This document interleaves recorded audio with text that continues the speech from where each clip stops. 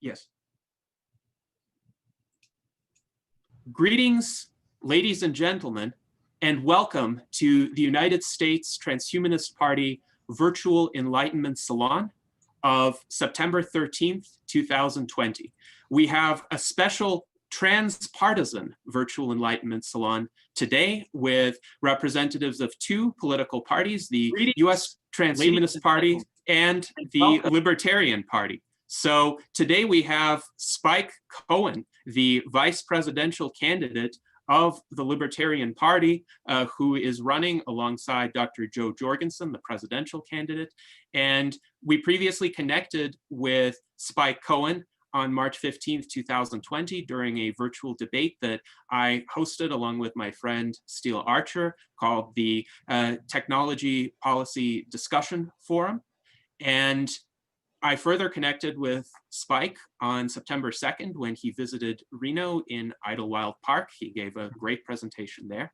And today, to speak with Spike, we have our U.S. Transhumanist Party officers, David Shoemaker, our Director of Applied Innovation, Art Ramon Garcia, our Director of Visual Art, Alexandria Black, our Director of Community Resilience. Helping to manage our stream is Pavel Ilin, our Secretary, and of course we have our esteemed candidates, Charlie Kam, the 2020 U.S. presidential candidate, and Liz Parrish, the 2020 vice presidential candidate. So welcome to all.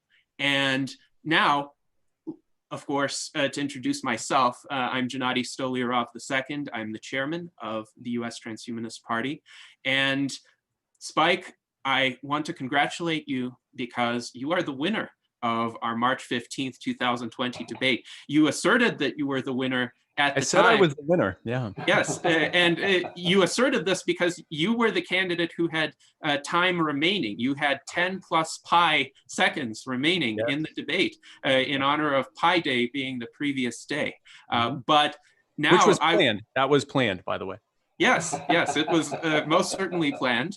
But you know, you were prescient with that assertion because you are now the last candidate standing among all of the candidates who participated in that debate. So yes, you are the candidate with the time remaining to advance your message. So first I have to ask, how do you feel about that situation?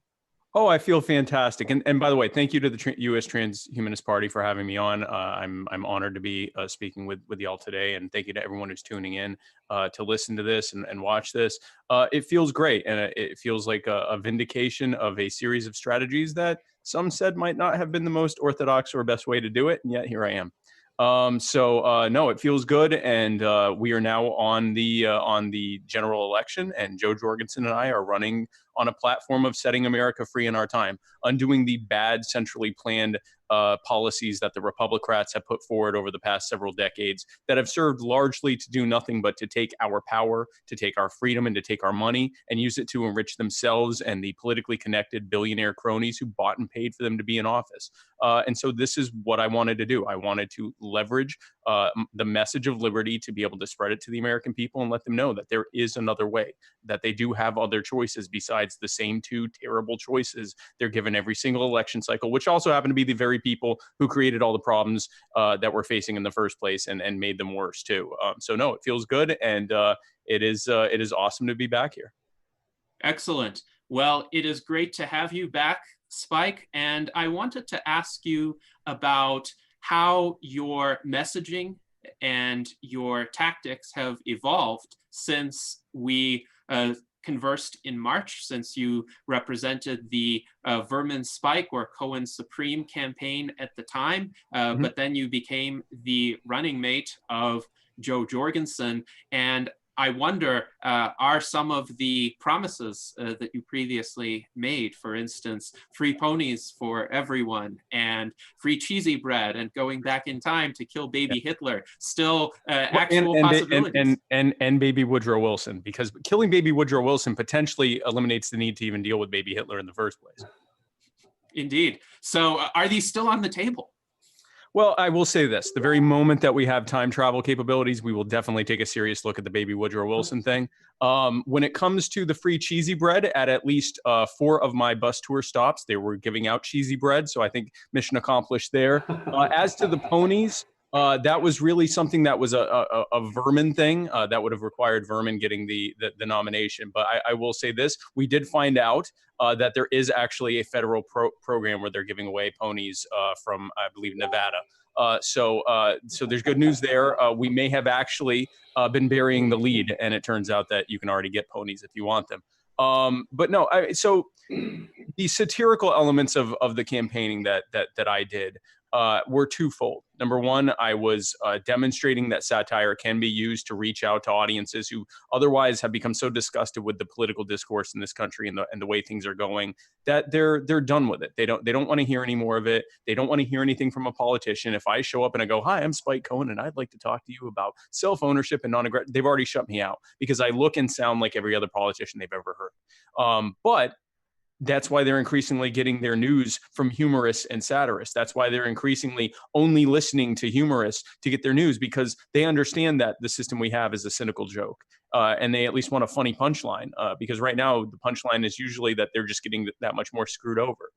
So Joe and I are running to change that. Joe and I are running to make it where the entire system is not a cynical joke and the American people are not the punchline, so that we don't have to run to humor to deal with, to cope with the nightmarish dystopian situation that the Republicans and Democrats have put us in. In terms of the tactics, also during the nomination contest with the Libertarian Party, it was a way to separate myself from the other folks that were running for the VP nomination, because unlike, and I'm not sure how your party does it, unlike in many other parties where the presidential candidate picks the vice presidential candidate, we actually have our presidential and vice presidential candidates run separately. And so even though Vermin and I were running on a joint ticket, it was with the idea and understanding that the delegates may very well choose just one of us and not the other. And we always said that if both of us, if only one of us got it, whichever one of us did not get it, would enthusiastically support the ticket regardless. And even if neither of us got it, we would have. I always intended on running a serious campaign. And yes, we do use some humor and we do use some satire, but I always intended to run a serious campaign when it came to the general election. I did not intend to go to the American people, especially in the midst of this pandemic and in the midst of an economic depression that's happening as a result of the lockdowns because of the pandemic, and protests in the streets over police brutality and rioting and things that are happening, to come to them with a clown nose on and go, "Hey kids, who wants cheesy bread?" Like, that's not, obviously not a compelling message to them in that moment. So I always intended to run a serious campaign, but I do believe that the satirical element that we used, it worked. It is what got the attention we needed to be able to differentiate ourselves, and it's what got us the nomination. And now we can get to work on changing that, where it's not a joke, where people are happy to engage politically because they feel like the people that are running actually are trying to serve them. Mm-hmm. And it's interesting because there are some recent historical parallels to this. The current president of Ukraine, Vladimir Zelensky, is a former actor who, in a quasi-comical way, played a teacher who became the president of Ukraine in a very popular show. And then the people of Ukraine elected him as president. And I think he's the best president that Ukraine has had thus far, precisely because he's not from that political class and because he approached people in an unorthodox way. And the reason, exactly, he's not from the political class. He reached them in an unorthodox way. And the reason there was an opening there is that the people of the Ukraine were so disgusted with how things were going from the two major parties there, that they were open to someone who literally was on a TV show about, "Hey, what if I ran for president?" And they went, "Okay, great, we'll vote for him." And it was on the strength of the fact that everyone else running was also running as a joke, just not intentionally. And they were running as a joke where the punchline is, "Hey, we're going to make your life worse and worse every single day, and make it harder every single day." And that's a punchline that people across the planet are getting sick of, including here. And Joe and I are running on a platform of changing that. Mm-hmm. And you mentioned, of course, the Republicrats, or the duopoly as it's sometimes called, but you really see it as a single party, essentially, a single political force that controls the dynamics of American elections. And I would be curious to hear your analysis about the mechanisms of control that are being used in this election cycle and what we can do to overcome them, including various alternative political parties collaborating in areas where we have common ground. Yeah, absolutely. I do believe them to be a singular political force. They're certainly two separate parties, for whatever that's worth. But if you look at how they work together in concert, not just at the legislative and executive levels, where they're working together every day to craft legislation that's largely built around robbing from those who don't have and taking from those who, giving to those who already do have, who also happen to be the very people who buy and pay for both parties' members to be in office, and to create the regulatory agencies that they want them to create to help, make sure that they aren't having to deal with new disruptive innovators and threaten their market share. But also in the way that they do their messaging, they intentionally create this theater of a divide between them in order to keep the rest of us at each other's throats. It is intentional that Democrats say, if you're not voting Democrat, you're voting for Nazis. And the Republicans say, if you're not voting Republican, you're voting for communists. And then they play off of each other and they play against each other's bases. So, for example, for the generation of people who are absolutely disgusted with the fact that they can't afford their student loans, they don't know how they're going to be able to get a good job, they don't know how they're going to be able to live. They're certainly not going to be able to buy a house. They're worrying about whether or not they'll be able to afford to rent a house. And they're seeing their bills stack up, and they're seeing their prospects dwindle, and they're seeing their wages remain largely stagnant. There's one party that panders to them and says, oh, okay, we're going to fix this. We're going to tax those people and give you your money back. But then there's another party that intentionally antagonizes them. The Republicans show up and go, oh, you're just being lazy and entitled. Back in my day, we worked our way through school and we had a house within the first few years of getting out of college. Sounds to me like you need to pull yourself up by your bootstraps and stop eating so many avocados. They know that antagonizes that group of people. And they know they can use that antagonism to pander to their base of people who largely are, see that generation as just being lazy and spoiled and entitled.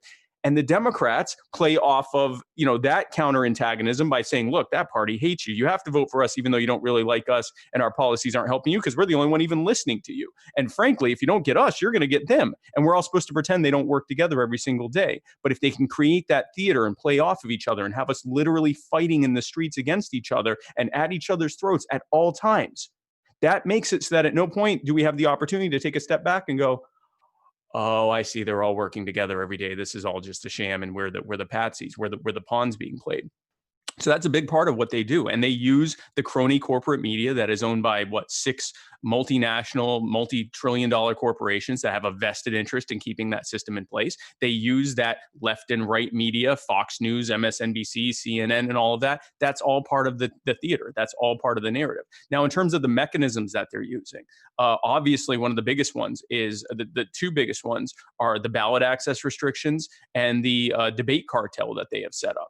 I think it's very clear that if going to the debates, if instead of just having Donald Trump and Joe Biden up there, two men who can barely form a coherent sentence between the two of them and who are emblematic of every bad thing to come out of themselves and their parties for the past several decades, if instead of just the two of them up there playing off of each other, of, well, if you don't vote, you got to decide which of us is the lesser evil.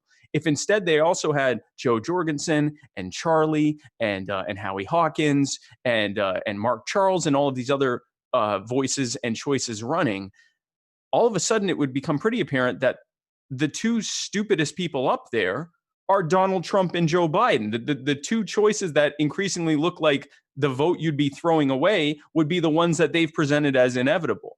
And so that's why they create these rules. That's why they say that, you have to get 15% or more in an opinion poll and then not include our names in that poll, which is unprecedented. Like, we've never seen a year where they've never included a third party name on any of the national polls, even in years where third party candidates had far less support. I think it's obvious as to why that is. I think if they put Joe and I on there, I think we'd easily get 15%. More than likely, if they put Charlie and Liz on there, they'd get 15%. I think if they put a ham sandwich and a turkey roll up on there, they'd probably get close to 15% just because the people are so disgusted with their choices. That's why they don't have us on there. Going to the ballot access stuff.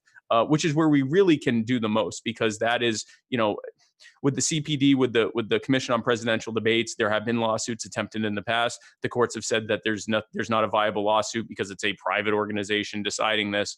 I think it's hard to argue that they're a private organization, but so be it. But with the ballot access, the reason that the Libertarian Party is the only party that is going to be on all 50 states plus DC and Guam in this election cycle is not because we're the only party that is trying to do that, not even close.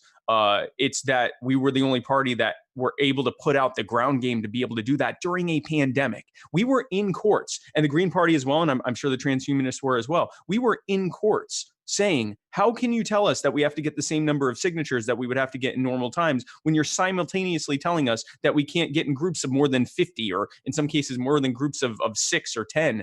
How on earth are we going to be able to do this? And they'd say things like, well, you could go to the protests. Well, you're tear gassing people at the protest. You're arresting people at the protest. You're brutalizing police brutality protesters. And you're telling us that that's the only way we can do that is to show up and get tear gassed. I mean, they've literally argued this in court. And the problem with this is that obviously it shuts out options because they have to create a narrative, not just at the media level, but at the ballot level, at the debate level, at every single level of how people make their decisions in the electoral decisions that they make. They have to create this narrative that there's only two viable choices, and that any other choice is just throwing your vote away. And try as we might to tell people that throwing your vote away is voting for the people who created the mess that we're in. It's a compelling argument they can make because they're able to just shut us out. And when they say you can't vote third party, look at the crisis we're in right now. It's too important. That's no different than an abusive spouse telling their spouse, "You can't leave me right now. Look at the mess we're in." Well, yeah, we're in that mess because you created it. But going back to what we can do. I think that it is important that we work together, even though there are things we disagree on. I think there's probably at least as much that we do agree on. And when it comes to this specific question about electoral choices, I think we probably agree 100%. And I think we need to coordinate more in now and in the future on fighting not just to get on ballots, fighting not just to get in debates, but fighting to change those systems entirely so that we aren't having to spend this much time fighting for ballot access. When I get asked about the Green Party or the Transhumanist Party or Kanye West or anyone else that's running, I don't badmouth y'all. I say, we have differences of opinion, but one thing that we agree on is that we are viable choices and you should be able to have them. You should have more than the same two terrible choices that you have in every single election cycle. Yes, I absolutely agree with you on that. And I think the ballot access fight is very important to focus on because, as you mentioned, right at the time when the US Transhumanist Party was taking the initial steps to implement its ballot access plan, the COVID-19 pandemic hit, and it essentially became illegal to petition for ballot access. And yet, the states were not in any hurry to lift the petition requirements or allow for digital signatures. I don't think they're allowed in any state except Arizona, which allows half of the signatures to be collected through the digital portal. But I wanted to ask you what kinds of let's say, loosening of restrictions has the Libertarian Party been able to achieve in enough jurisdictions that all of them were able to recognize your ballot access? So the ones that I know of offhand were in Illinois and Maryland. And I know that there are others. I just don't know the details of them. In Illinois, we were able to greatly reduce the number of signatures required so that we were able to actually do it. And it was a fairly achievable number. I forget the exact number, but the number they had previously would have been, it would have been functionally, we would not have been able to legally do it. And it would have been arguable if we could have even illegally done it just because people, don't want to form large groups just to sign ballots right now, especially at the time frame when it was when the unsuredness about the virus was at its highest. There were people who still thought that it was possible that you could breathe it out and anyone within several hundred feet of you could get infected. And so, I mean, it was, no one wanted to even go outside over and above the lockdowns themselves. So we were able to greatly reduce it down, I think, to a tenth of what it normally was. I believe that was the number there. And then in Maryland, we got the ability to be able to get signatures online using an online portal. I believe Arizona, that was another one that we were able to get with the same thing. But I do know with Maryland it was. And there was, I believe, also in New Hampshire and Maine, we were able to get the number cut, not as much as we wanted, but I think in New Hampshire, we were able to get it cut in half. And in Maine, I believe a similar number as well. And I do know there were other states that we had it. I just don't remember exactly which ones and what the numbers were. But I will tell you, it was an incredible amount of time and money and resources that were spent on this that we could have otherwise spent on campaigning. And you know this as well. If you are not a Republican, and Kanye West, one good thing about that I really enjoyed about Kanye West running is that the American people are seeing that even if you are a billionaire who is one of the most well-known people on earth, if you are not running as a Republican, good luck getting on the ballot. And I think it has opened the eyes to a lot of people who may or may not have even voted for Kanye, but at least are following what he's doing, who are seeing how he's going to be on like 7 states because he didn't have years-long ground game built up to do this. Imagine how much more we could do if we could spend that time campaigning. Actually campaigning. The Republicans have that immediate instant advantage of being able to campaign immediately. That's before we get into the fact that they get federal matching funds where they get to rob the taxpayer to help pay for their campaigns. That's a whole other subject. But the bottom line is that if those restrictions weren't in place, then we would be, or at least we're greatly reduced, then we would be able to start campaigning the same time that they could. The restrictions we want to see removed moving forward. We would prefer to have either just universal ballot access. You pay the fee, and the fee would be the same for everyone. You're a Republican, you're a Democrat, you're a Libertarian, you're transhumanist, whatever, and it not be a burdensome amount. You pay whatever the fee is and you get on the ballot.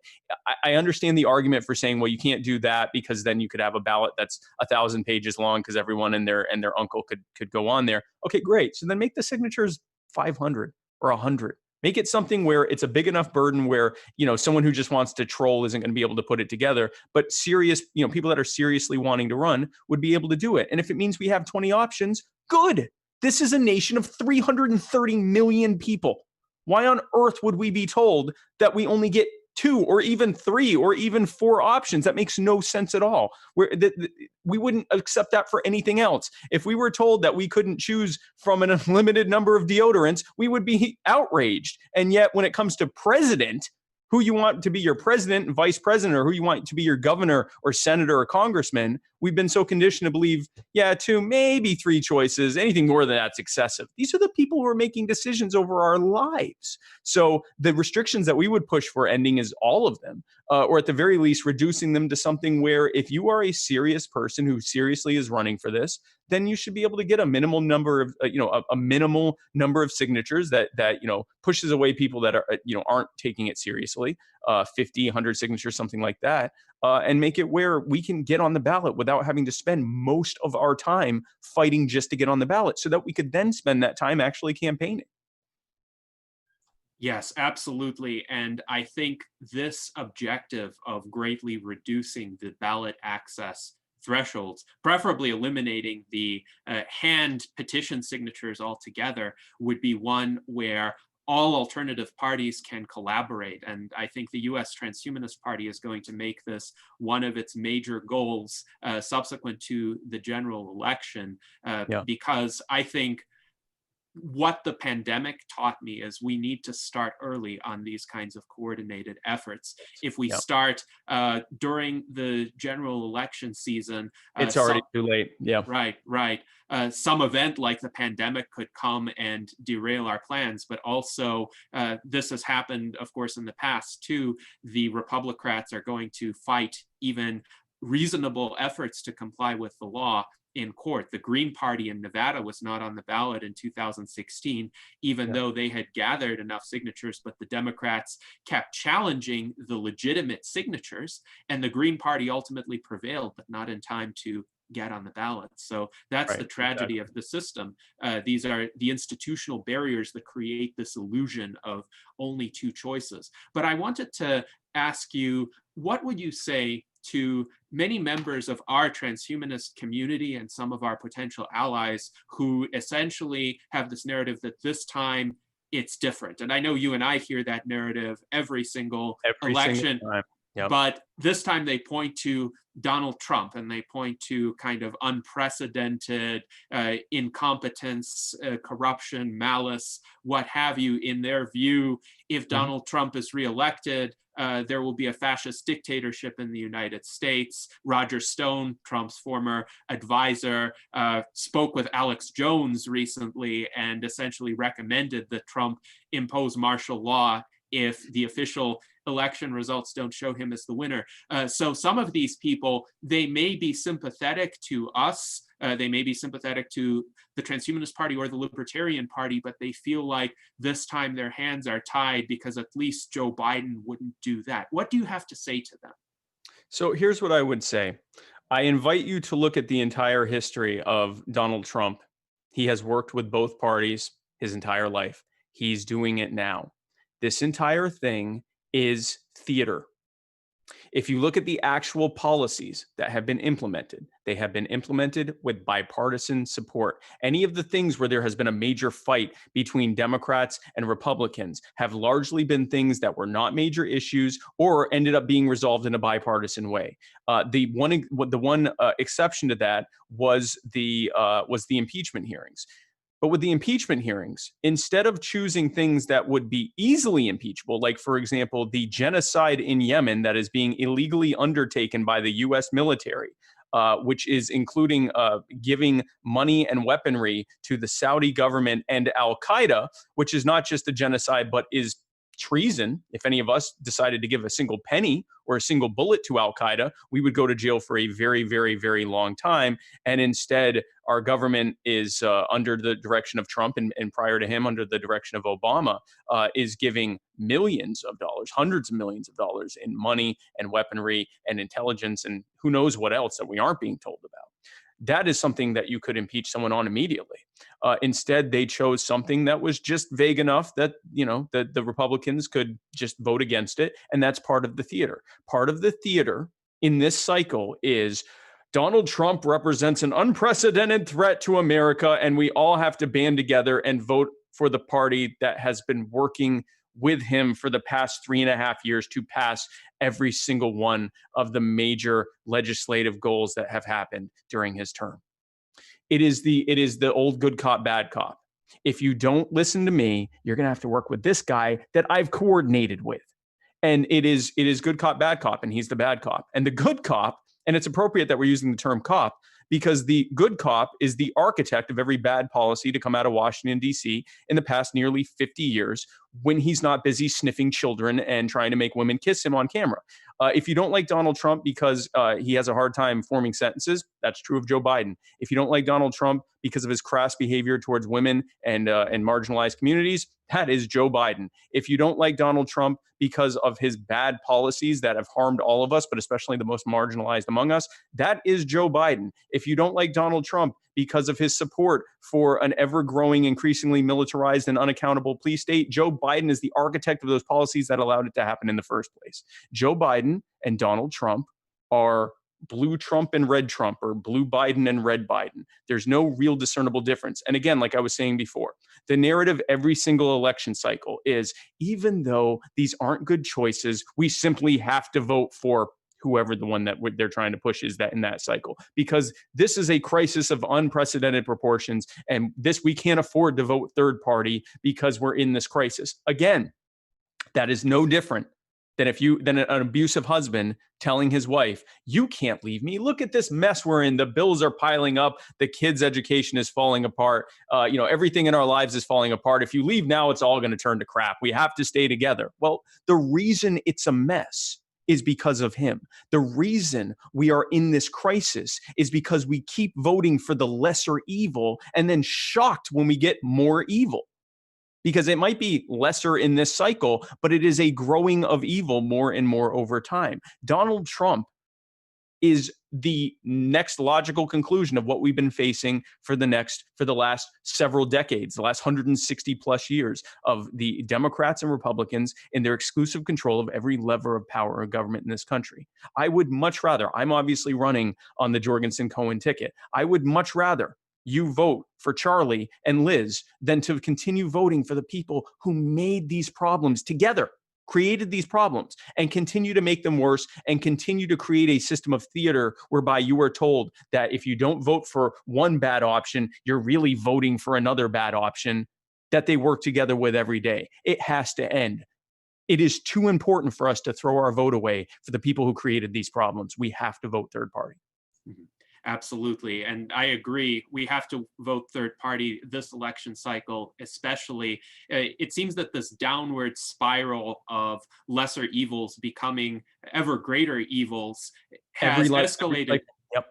Yes, it has escalated into violent confrontation this election season. And that's the next area I wanted to get your input on. On the one hand, the Black Lives Matter movement has some very legitimate grievances and concerns. And you've mentioned before that from a libertarian standpoint, you would be in agreement with a lot of the measures that they have for police reform, and the Transhumanist Party would be in agreement with that as well. On the other hand, there have been these violent clashes in many American cities. There has been looting, there has been violence on the side of the police as well, and vigilantes on both sides. And it seems like both political parties are playing these sides off against one another to score points. And that's where a legitimate social cause has turned into a kind of intentional antagonizing of one half of the population against the other. So I'm curious as to what is your analysis of this situation, and how can it be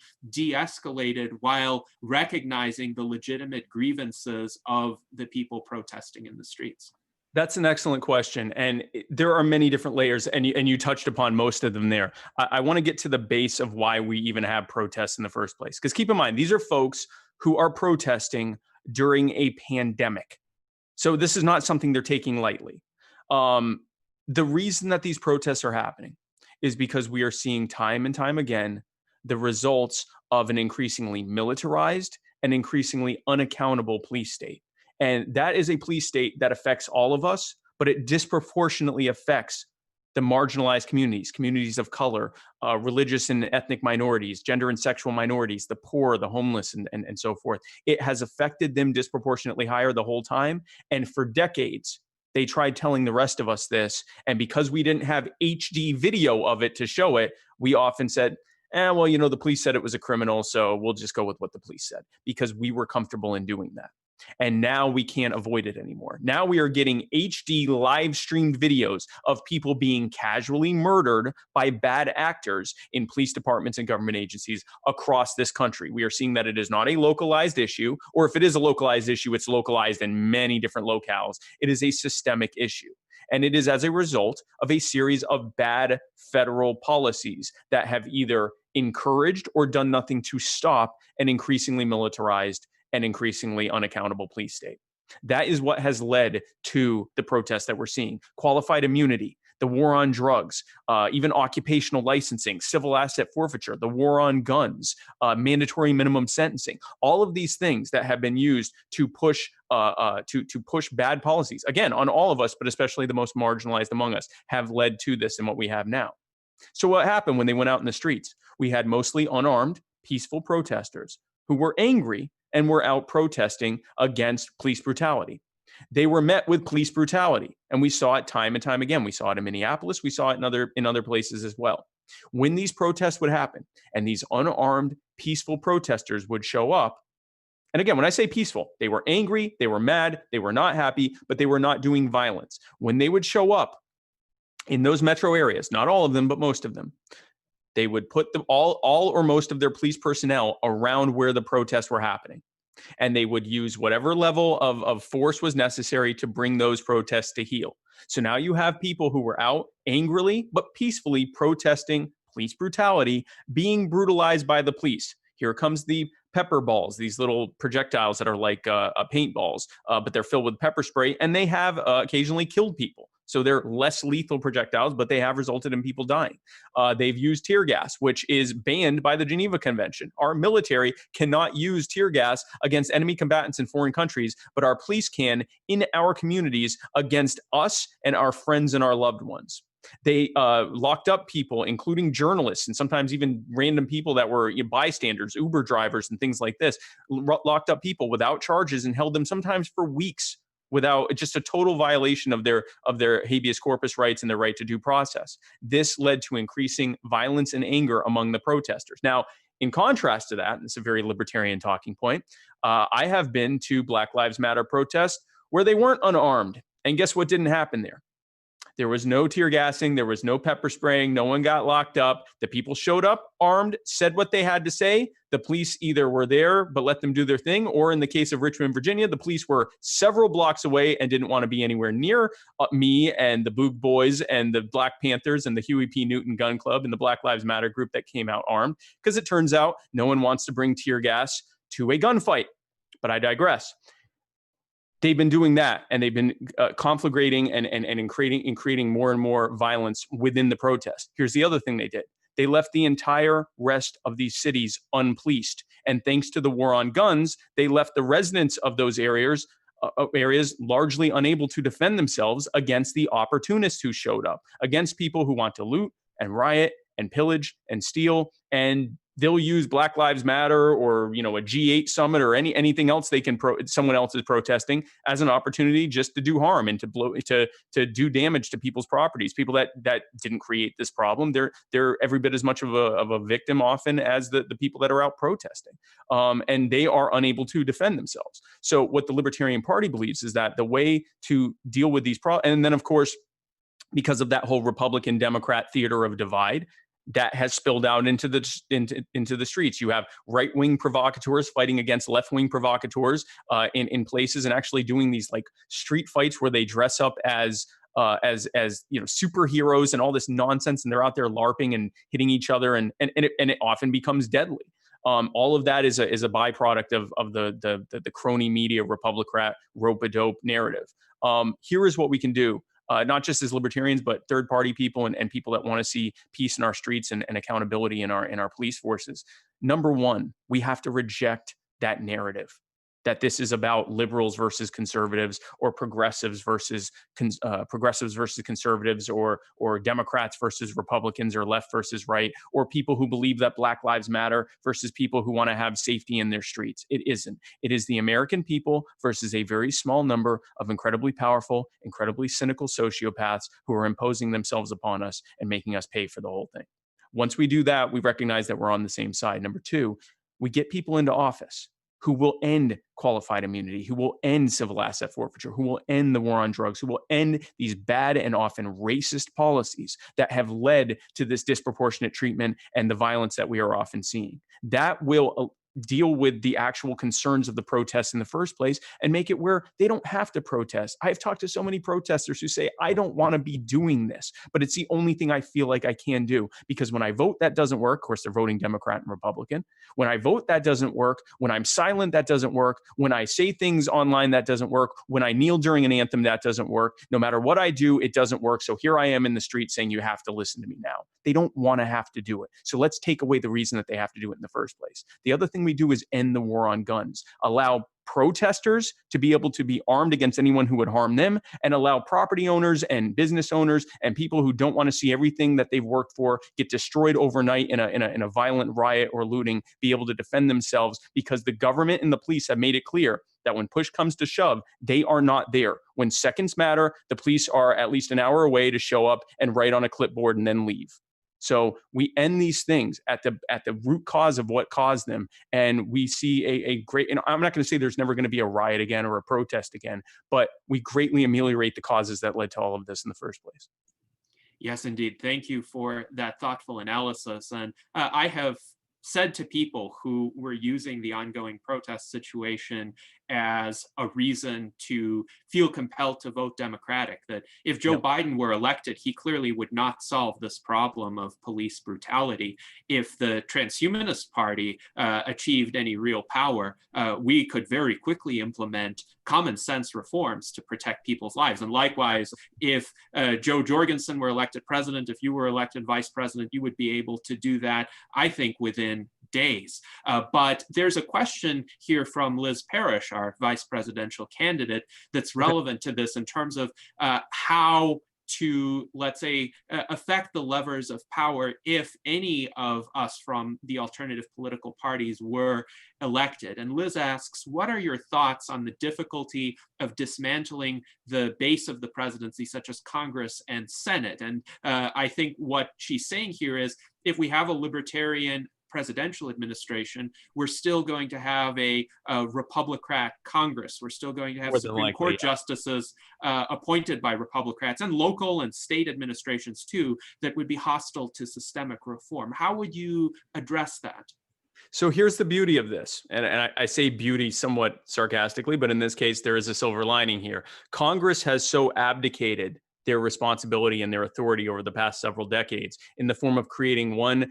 It seems like every year or two, they create another regulatory agency. They create yet another alphabet soup agency, and through legislation, give them almost unlimited regulatory authority over whatever it is that they just put them in charge of. And with each move that they do, they put more and more and more power and centralize it into the executive branch, which is going back to the whole theater of the absurd. At the same time that the Democrats are saying, we must do everything we can to stop Donald Trump, they keep passing legislation that in the meantime gives increasing power to Donald Trump. And Republicans did it when Obama was in office. And I mean, this has been going on ad infinitum the whole time.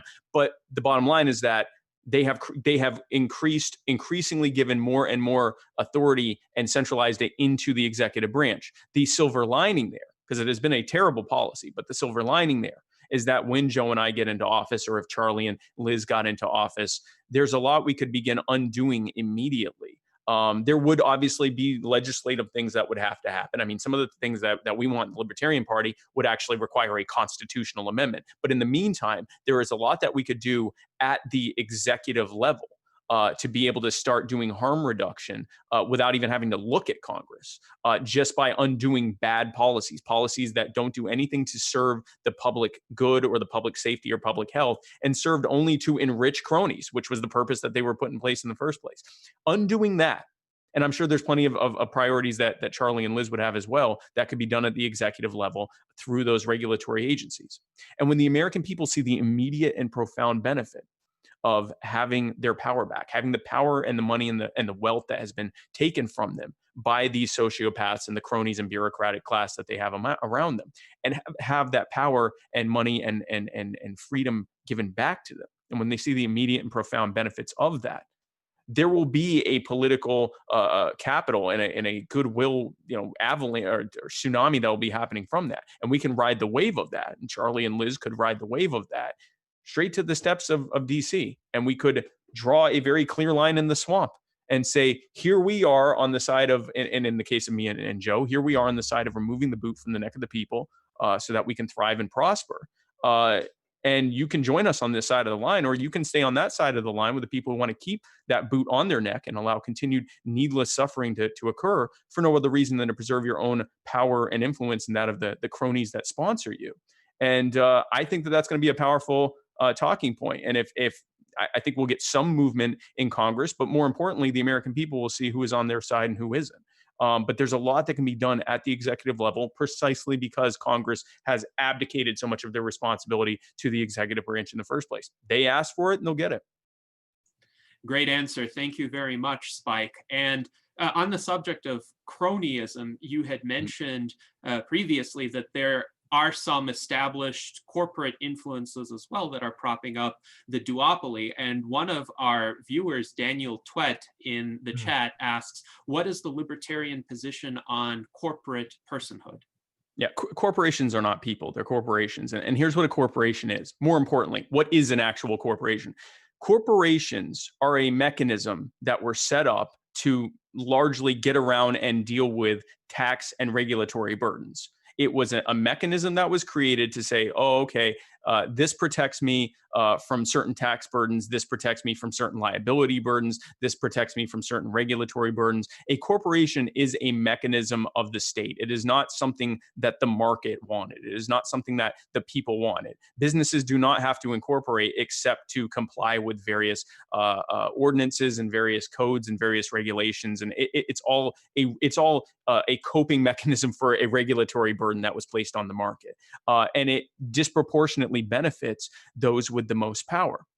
Because if you have power, you can get around taxes because you can apply for exemptions, or you can just pay those taxes knowing that your smaller competitors can't afford it. And then you start pushing for more taxes. You start pushing for more regulations. You start pushing for more burdens on the rest of the market because you know you can afford it. And even if it makes you have to raise your prices, so be it. You're one of the only games in town now because you've effectively shut out your smaller competitors. And when you violate those regulations, you can often just get exemptions, and you can have those regulatory agencies that are filled with your former employees to give you exemptions and indemnify you against any lawsuits and externalize the cost of any damage you've done to the taxpayer. You can leverage that power.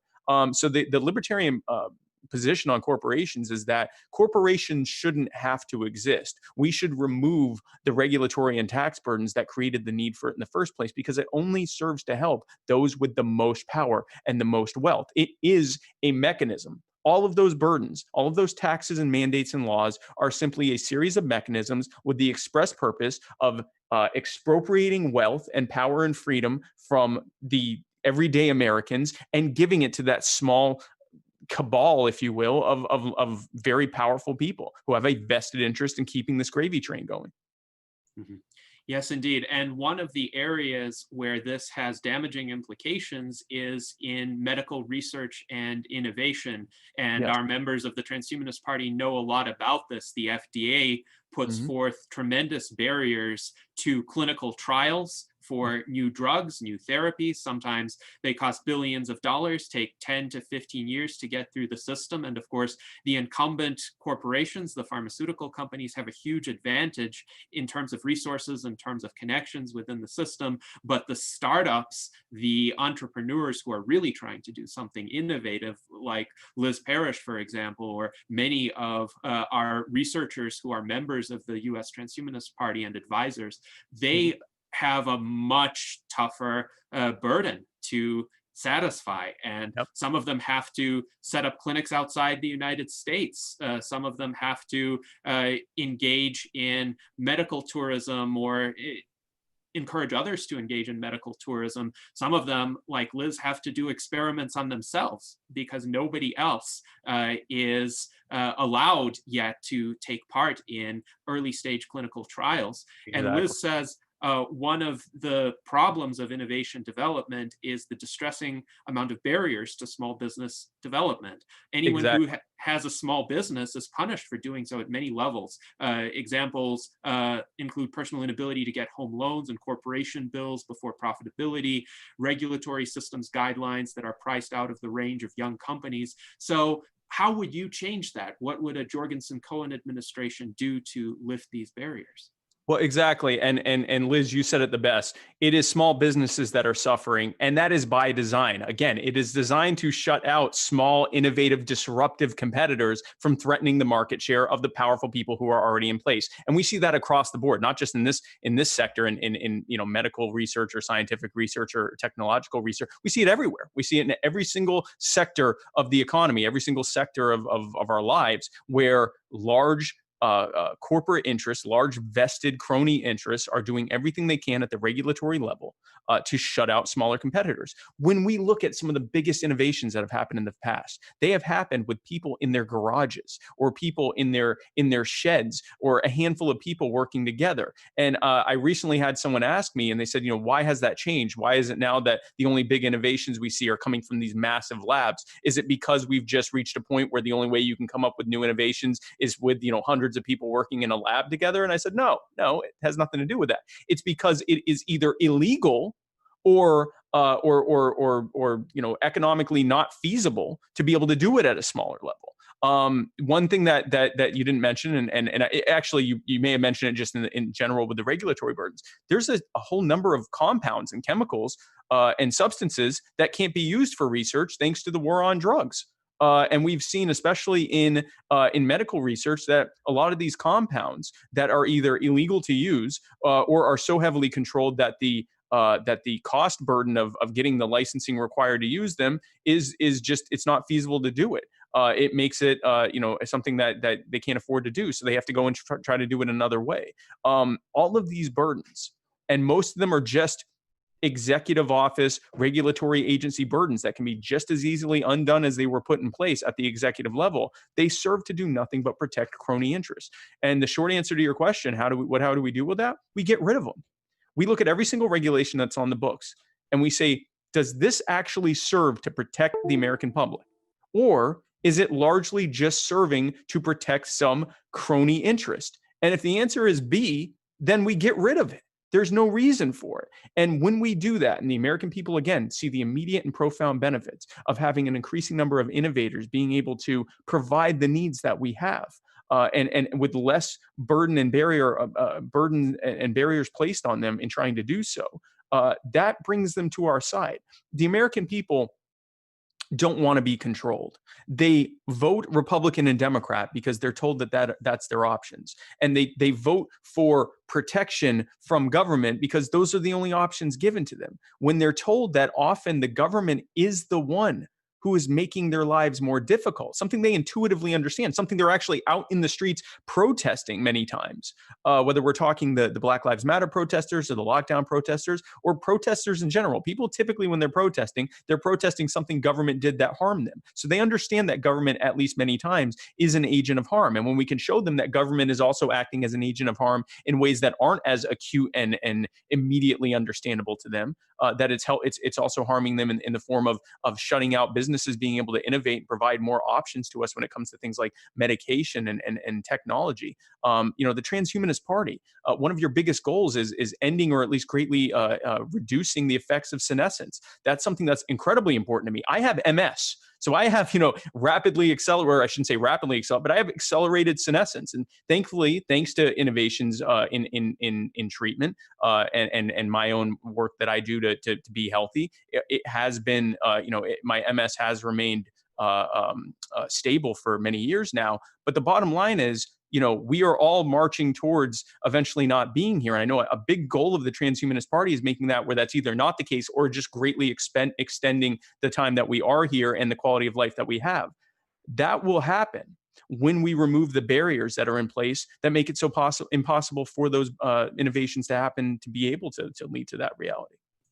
Yes, and that is exactly why you and I are having this conversation, and why the U.S. Transhumanist Party is so intrigued by the ideas that your campaign is putting forward. I think removing these barriers is absolutely essential to achieving longevity, escape velocity, the reversal of senescence within our lifetimes. So we have a few questions in our internal chat from our officers.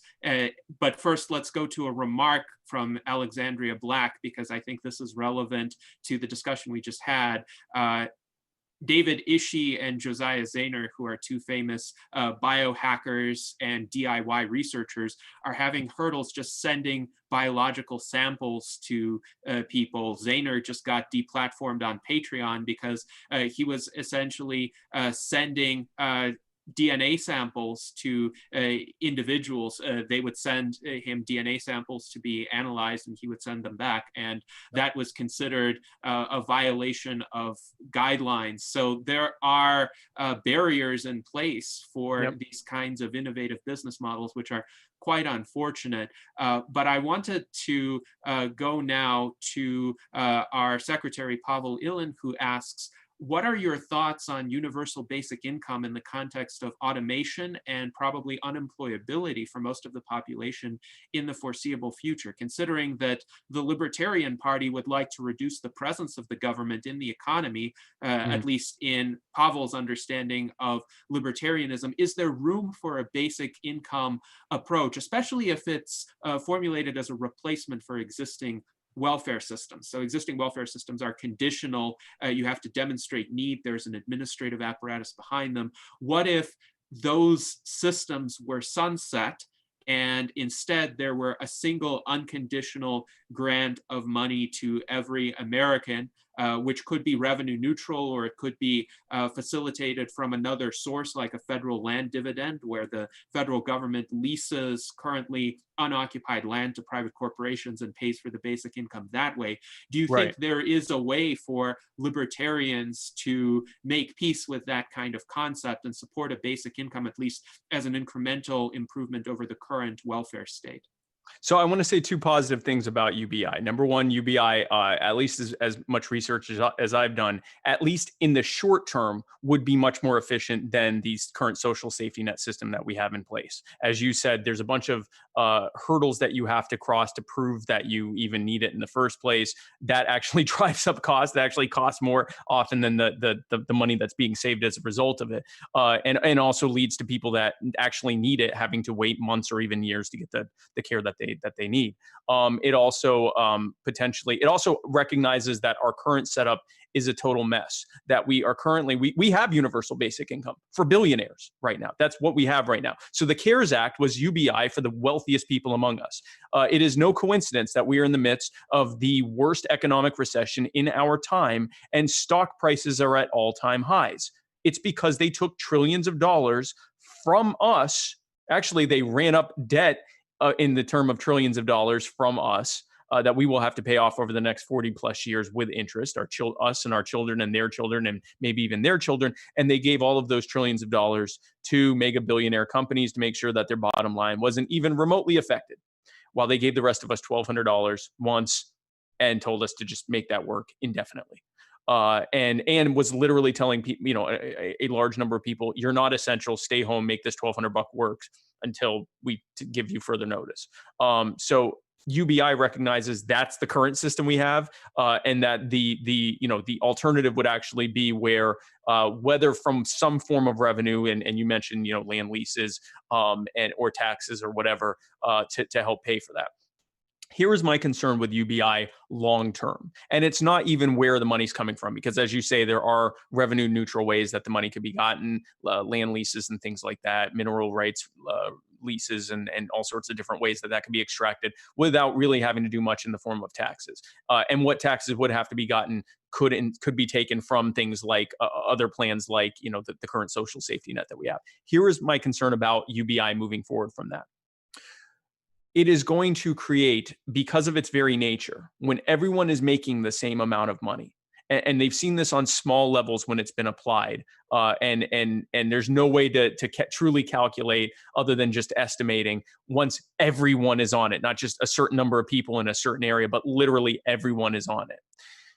It's going to lead to an increase to a proportionate level of inflation and an increase in the cost of living for two reasons. Number one, suppliers know that everyone has X amount of money right off the bat. But the bigger reason is this. We've already seen that when the Federal Reserve prints out trillions of dollars, that what they're also doing is increasing the monetary supply without adding any additional actual value. And when you do that, what happens is every single bill within that supply loses that much proportionate amount of its value. That is why, since the Federal Reserve was created in 1913, we have lost 98% of the value of our currency.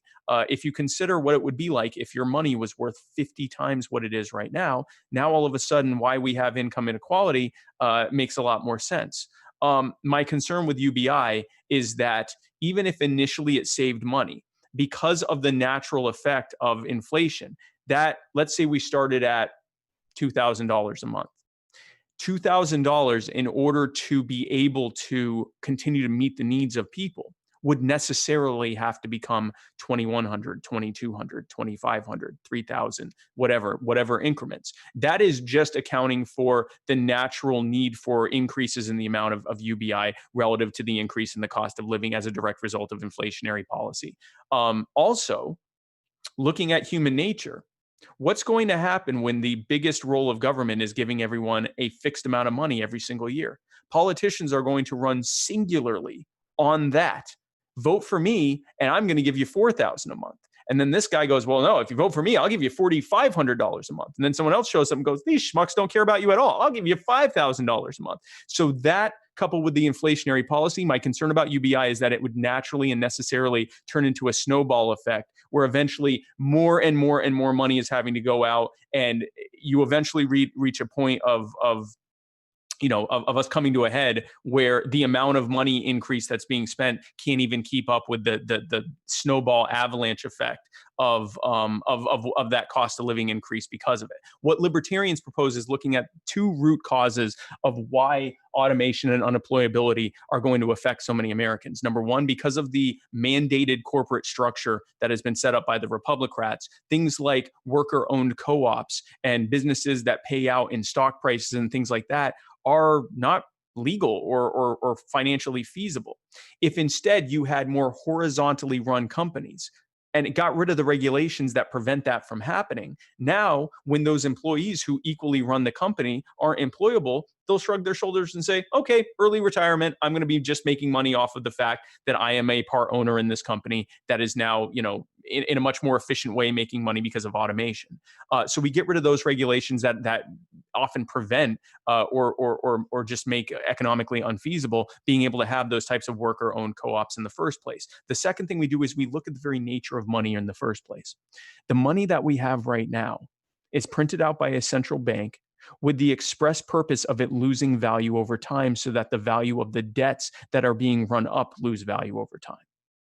This creates a series of problems that we couldn't even touch on in one show. But the bottom line is that when your money consistently loses value over time, it leads to all the problems that we're facing. It is why we have a generational gap between people who are getting out of college now and their grandparents trying to reconcile why things are so different between their generations. It's because the money has lost in just that period of time, like 80% of its value. That's a big part of why the cost of living is so bad in the first place. If instead we ended the Fed and we put the responsibility and the power of the issuance of currency in the hands of a free market of competing providers that would have a vested interest in your currency gaining value over time, or at the very least not losing value because they know they're not a monopoly. And if you don't go with them, you would go with another provider of currency. And crypto would probably more than likely be the providers that this would be in, which has all the technological benefits of us increasingly using crypto instead of a paper-based fiat currency. Imagine if your money gained value over time. Imagine if the cost of living went down or at least didn't go up over time. A lot of these things, the problems that they are facing, automation isn't the problem. Automation is the thing that it led to, that led to people saying, oh no, I'm going to be economically destitute the very second I'm not employable. All of that is a result of disastrous economic and monetary policies. Libertarians believe primarily on ending those policies, allowing for horizontal integration, allowing for horizontally owned companies and worker-owned co-ops and things like that. Getting rid of regulations that are actually hastening automation by making hiring Americans increasingly unaffordable, so that would at least be slowed down somewhat, at least in the short term. And increasingly also dealing with the base problem here, which is the fact that your money is printed out by an entity that wants it to lose value and wants you to become more and more destitute and reliant on them, and instead putting it in the hands of a free market that would have a reverse interest of actually gaining value over time so they keep you as a customer. That deals with the actual economic impact of what we're facing here. I also believe I'm not a full believer in the idea that humans will eventually become completely unemployable, just because we've been told that so many other times. And I know the arguments that we're quickly approaching the status of the horse, where we're other than just as a novelty, we won't have as much use as computers. I think that if that is the case, it's not as close as many think it is. But the bottom line is, I think that the answer is to deal with the root cause of those economic problems. With that said, I would not be opposed to, and I'm not speaking on behalf of Joe on this. This is not a policy thing. I'm just giving my personal opinion. I would not be opposed to the idea of a kind of basic income program as a transition away from the safety net, with the idea that eventually, because our way of dealing with the safety net is not to get rid of safety nets. It's to put the ladders back so people can climb out of them and grow their communities out. So I wouldn't be against it as a kind of short-term transition. My concerns with UBI long-term is that the natural inflationary aspect of what would happen. Now, in terms of this inflationary aspect, do you think that could be mitigated if the UBI is tied to real productivity growth? Because in simplest terms, inflation occurs when more money is chasing the same number of goods or fewer goods. What if the federal land leases or resource leases allow for new material goods to come into being that wouldn't have come otherwise because of all of the stuff that exists on that federal land, which is currently being completely unutilized? And the same with automation. Some have proposed a UBI that is derived from the proceeds of improved automation that can produce more abundant goods more cheaply. Do you think that would take care of the inflationary aspect by ensuring that any growth in the basic income is tied to growth in real wealth that's available for people to purchase? I think that would, in theory, at least ameliorate those conditions. The problem is theory versus practice. I wonder how we would be able to, looking at the history of politics, you would require a completely unpartisan technocratic government that would have no personal interest in leveraging massive cash giveaways to Americans for their own personal political benefit. And I just don't see how that would happen. And I think if we're looking at how human beings interact with each other, and if we're looking at how the realities of power, if you put a small number of people in charge of deciding how much money Americans get every day, especially in the case of what many believe to be soon to be unemployability, where basically you would put a small number of people in charge of deciding what people's well-being is, how much money they make. I think you're going to have people fighting over how much it becomes. And if they're using some kind of a formulary based on real growth and wealth and real productivity, like you're talking about, there are ways to manipulate data to make it say whatever you want. And it would come down to, even if it became even more, if it wasn't just someone going, I'll give you 5,000 instead of 4,400 or whatever, it would become, I'll change the formulary so that you get 5,000. It's just, when you apply the political aspect to it and the democratic aspect to that, it's going to be people arguing over how much more money they're going to give you, especially as fewer and fewer Americans are actually making income from working, which is why we believe that sustainably long-term, the best way to deal with that is to transition to a system of currency that is not inflationary and is actually anti-inflationary, which would be a market-based currency like a cryptocurrency and competing currencies, and also dealing with the fact that so many Americans don't own the means of production, not because of the natural nature of the market, but because of corporate structures and government mandated corporate structures that are in place that make it either cost prohibitive or illegal in some cases to have worker-owned co-ops. Mm-hmm. And this is a fascinating discussion indeed. I can think of one group of people who could offer a transpartisan, technocratic approach to government that is not going to. Who can do that? Yes, that is not going to be motivated by personal power. And we have a great system for idea generation in the Transhumanist Party. Liz just suggested a UBI based on performance, for instance, schooling or government work, taking the power out of the government and back to the people. And that's an intriguing idea to explore further. But I also wanted to get the thoughts of Charlie Cam on this issue and others that have been raised in the conversation, because I think Charlie would be the perfect candidate for this kind of dispassionate technocratic government that could actually pull this off, because Charlie, the way he became our nominee was in this manner that doesn't involve brutal political competition. And as a result, I think he has the principles and the awareness of the potential of technology in order to be able to actualize something like this if he were elected. So Charlie, what are your thoughts on these issues? Can you hear me? Yes. Oh, Yeah, we good. can. Yeah, I listening to Spike, I can see that I can see why he's in the position that he's in as the vice president. He's very very good. I have to say I agree with him on a lot of things, particularly the ideas of working together to get third parties available to the people. I think it's Yeah. ridiculous that that isn't the case for so long now. Um, I think that I do think that there's going to be room for UBI.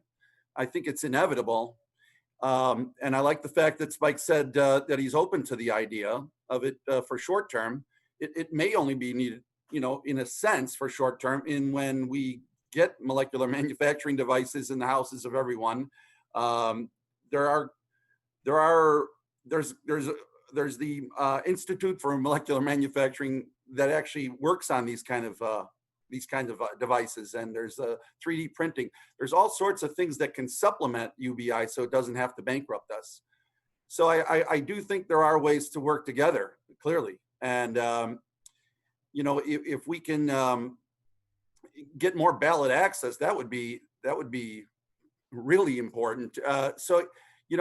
I guess a little bit of my concern was your answer, Spike, to dealing with police brutality. It sounded like you were talking about arming more people, like more guns. Yeah. Everybody should have more guns. That seemed a little scary to me. Is that what you're suggesting? We believe that when you decentralize the ability to project violence, there will be less violence. Yes, we think that, and we've seen that play out time and time again. Armed people are people that other armed people typically leave alone. And it's not to say that every single person has to have a gun or that it's anything like that. But our idea of what common sense gun control is that the American people, and this is not exclusive to America, but we're running for American politics, but the people are able to own what they see fit to protect themselves and their communities and their loved ones and their neighbors and colleagues. And they decide what they allow government to have. When we've seen all of the mass atrocities that have happened in our time, and not just in the modern era, but in as long as recorded history has existed, all of the most massive atrocities have come from government. It is democide.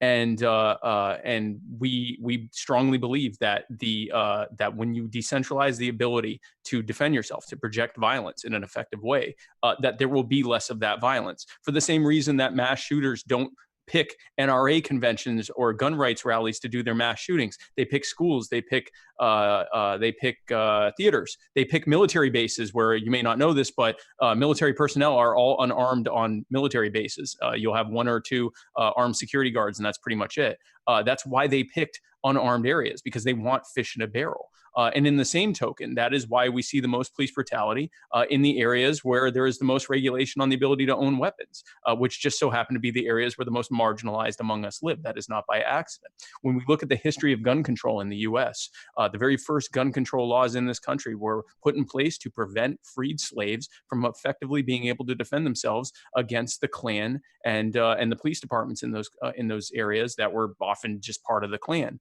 And every single gun control law that has been put in place since then has been disproportionately used against communities of color and other marginalized communities. An African American in the U.S. is something like 3 or 4 times more likely to be in prison on a gun charge, even though a white American is actually almost twice as likely to own a weapon.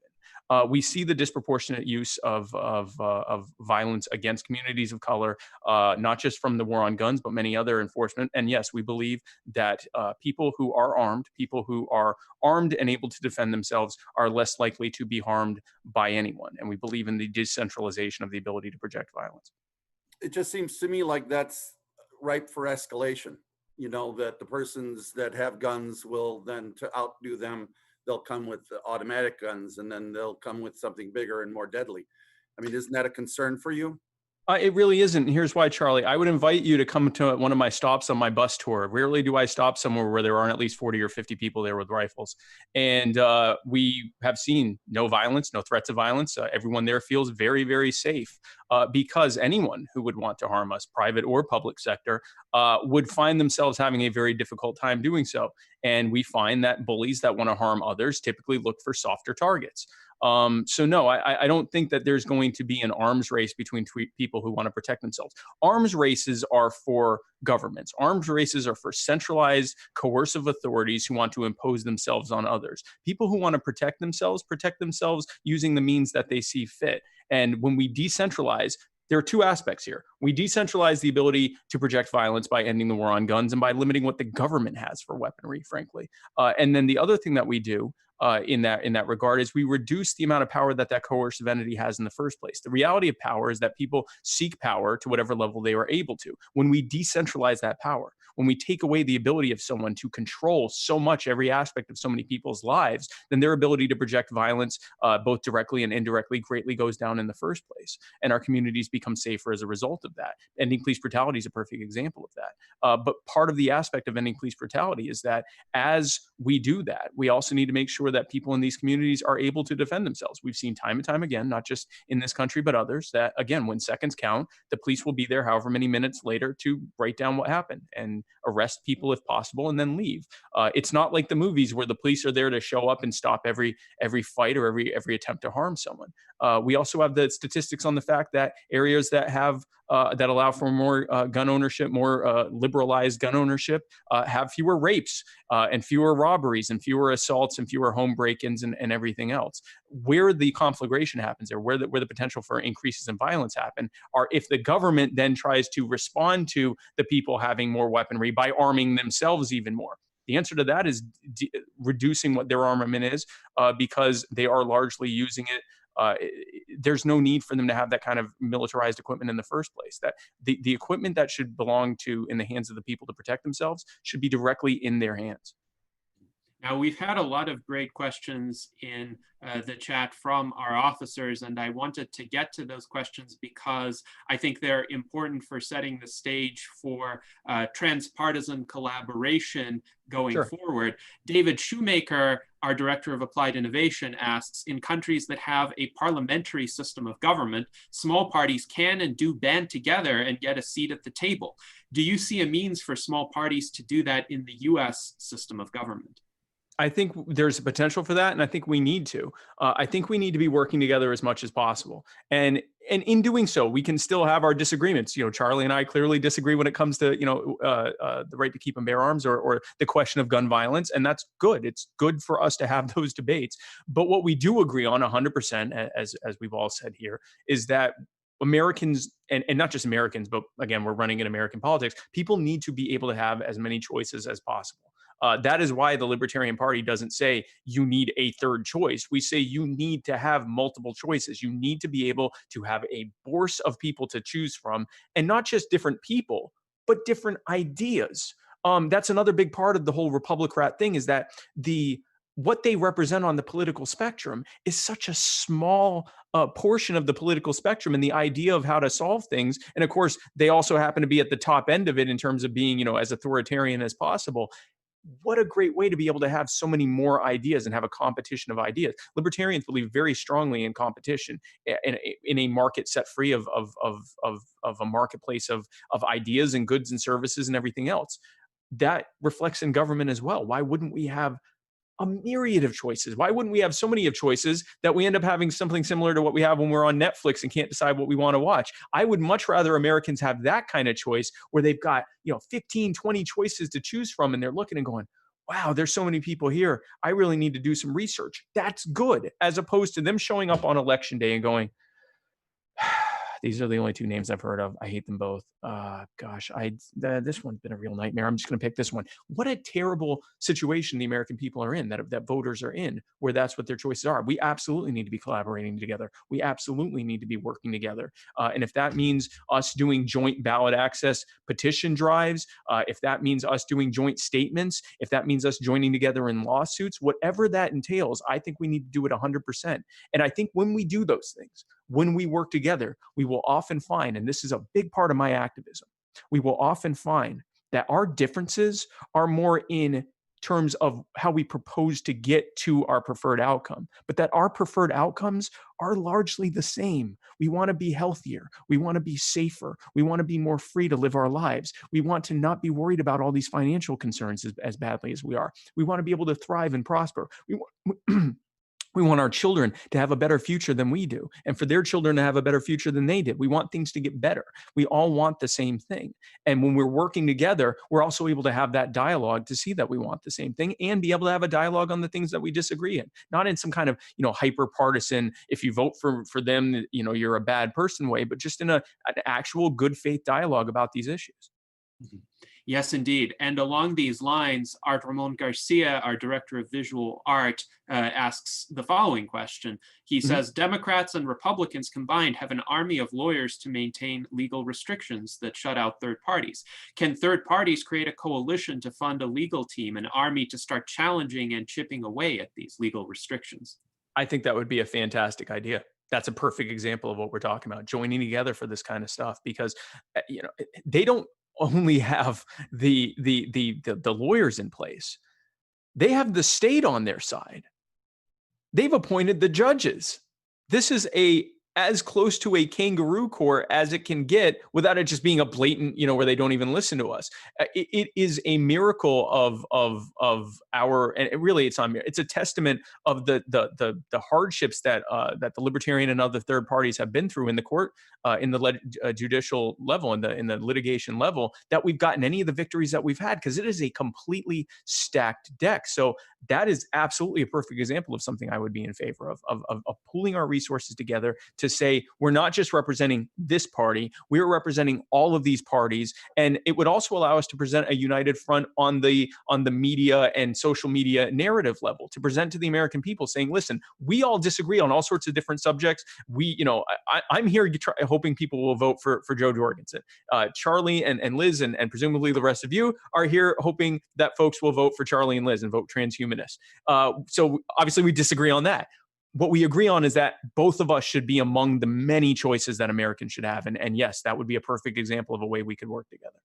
Yes, absolutely. And I think creating this united front in terms of helping expand the number of choices available to the American people is one of the best things we can do. It's one reason why I was one of the co-sponsors for the Free and Equal Elections Foundation open debate in Chicago on March 4th, which included Joe Jorgensen as one of the candidates. But we had 18 candidates in total. Howie Hawkins, the current Green Party nominee, was one of them. Mark Charles, whom you mentioned, was one of them. We had a lot of the libertarian contenders at that time participating. Zoltan Istvan, the founder of the Transhumanist Party, who ran as a Republican during the primary season, was there as well. So this just shows that when we have initiatives to open up the political arena to more voices, there's a lot of common ground to be found there. And I think we need to continue that collaboration. Great discussion here. Now,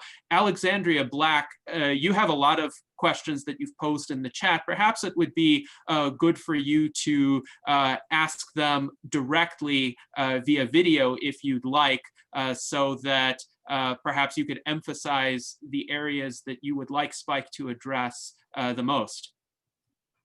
Let's see if we can get Alexandria Black to make an appearance. But her questions. All right. Okay, go ahead. I had go to ahead. screen cap what I wrote in chat to refresh my memory. What was I going on about again? Yeah. Can you just read it out loud? Okay.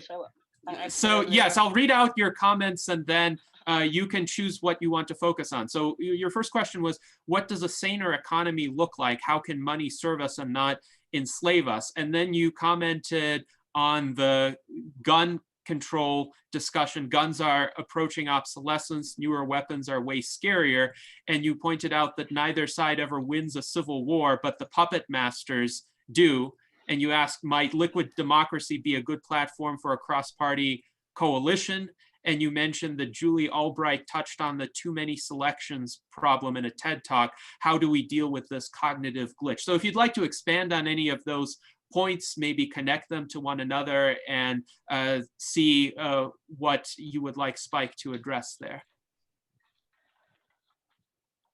I don't know which one to start on, but he's so right about how we've all just been pitted against each other, and how do we form a coalition on something like liquid democracy, which respects the individual party differences, but lets us work together.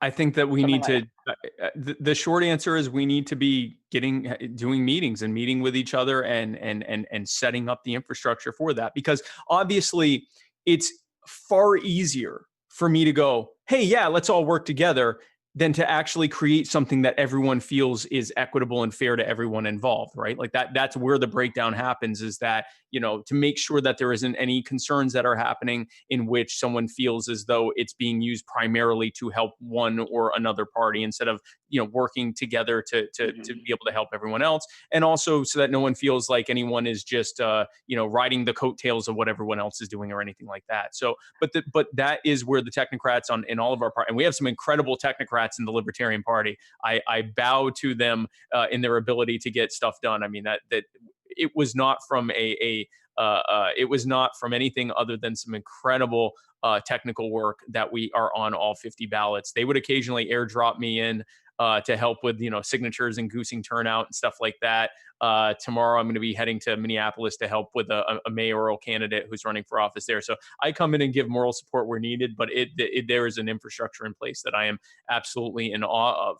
All of that to say that I know that we would love to work with other parties directly to be able to access, because this is not about us. Where's Hallie? You know, where's Hallie? Where's Mark? I mean, why can't we do this on liquid democracy?